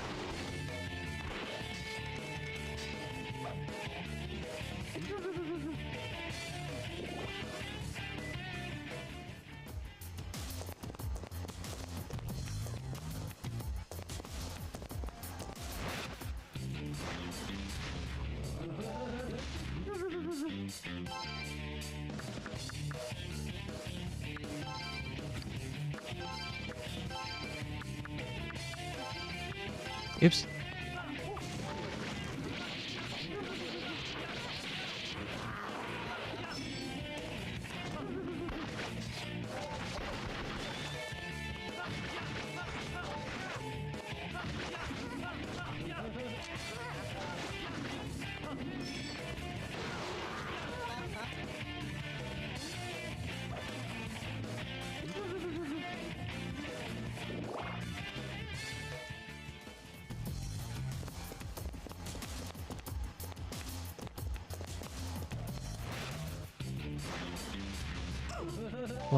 A lot of random encounters in this one.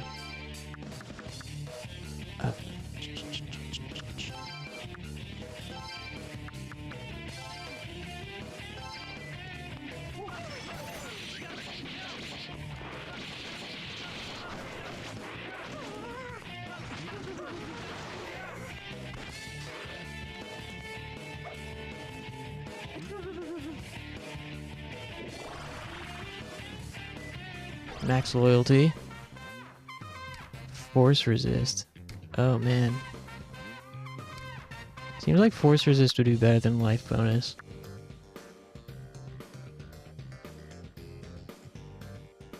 Oh wait. Yeah. Because we can pass that on to another demon. I guess.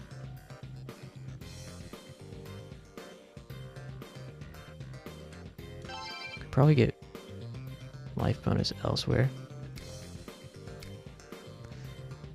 I believe I was destined to be loyal to you. This is simply the realities of walking through an industrial town. That's true. Don't hurt our little onion dumpling thing. No, there's so many of them, we'll just get another one.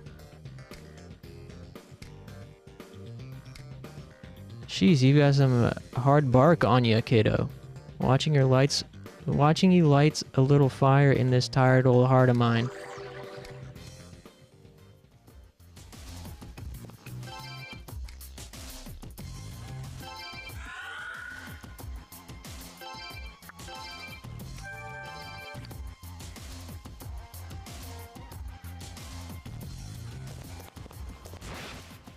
Oh my gosh. Another battle, huh? I might have to kill this boss next time. Definitely out of steam.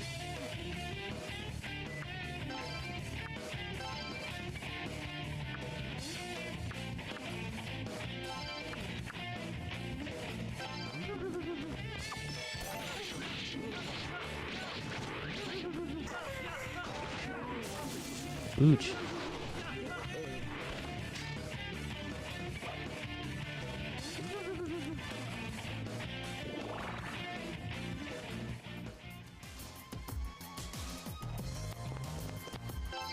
Yeah, let me save. I'll probably end it here, and we can pick up next time right at the boss and continue the story. And also, I'll have the energy to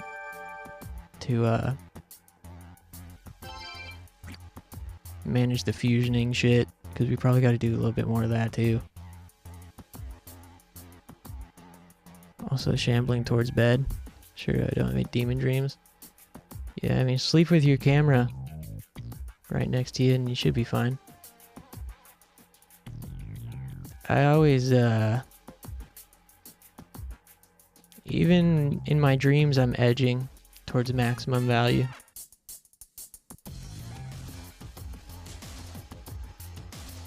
Yeah, as always, had a blast. I'm super glad we managed to defeat our demons and complete Fatal Frame 1. Maybe on Thursday we'll start Fatal Frame 2. That's kind of what I'm feeling. But we'll see. Yeah, GG's to all of us. I wouldn't have had the motivation without you guys. Yeah, thanks for hanging out. Have a great day tomorrow, everybody. I'll see you on Thursday.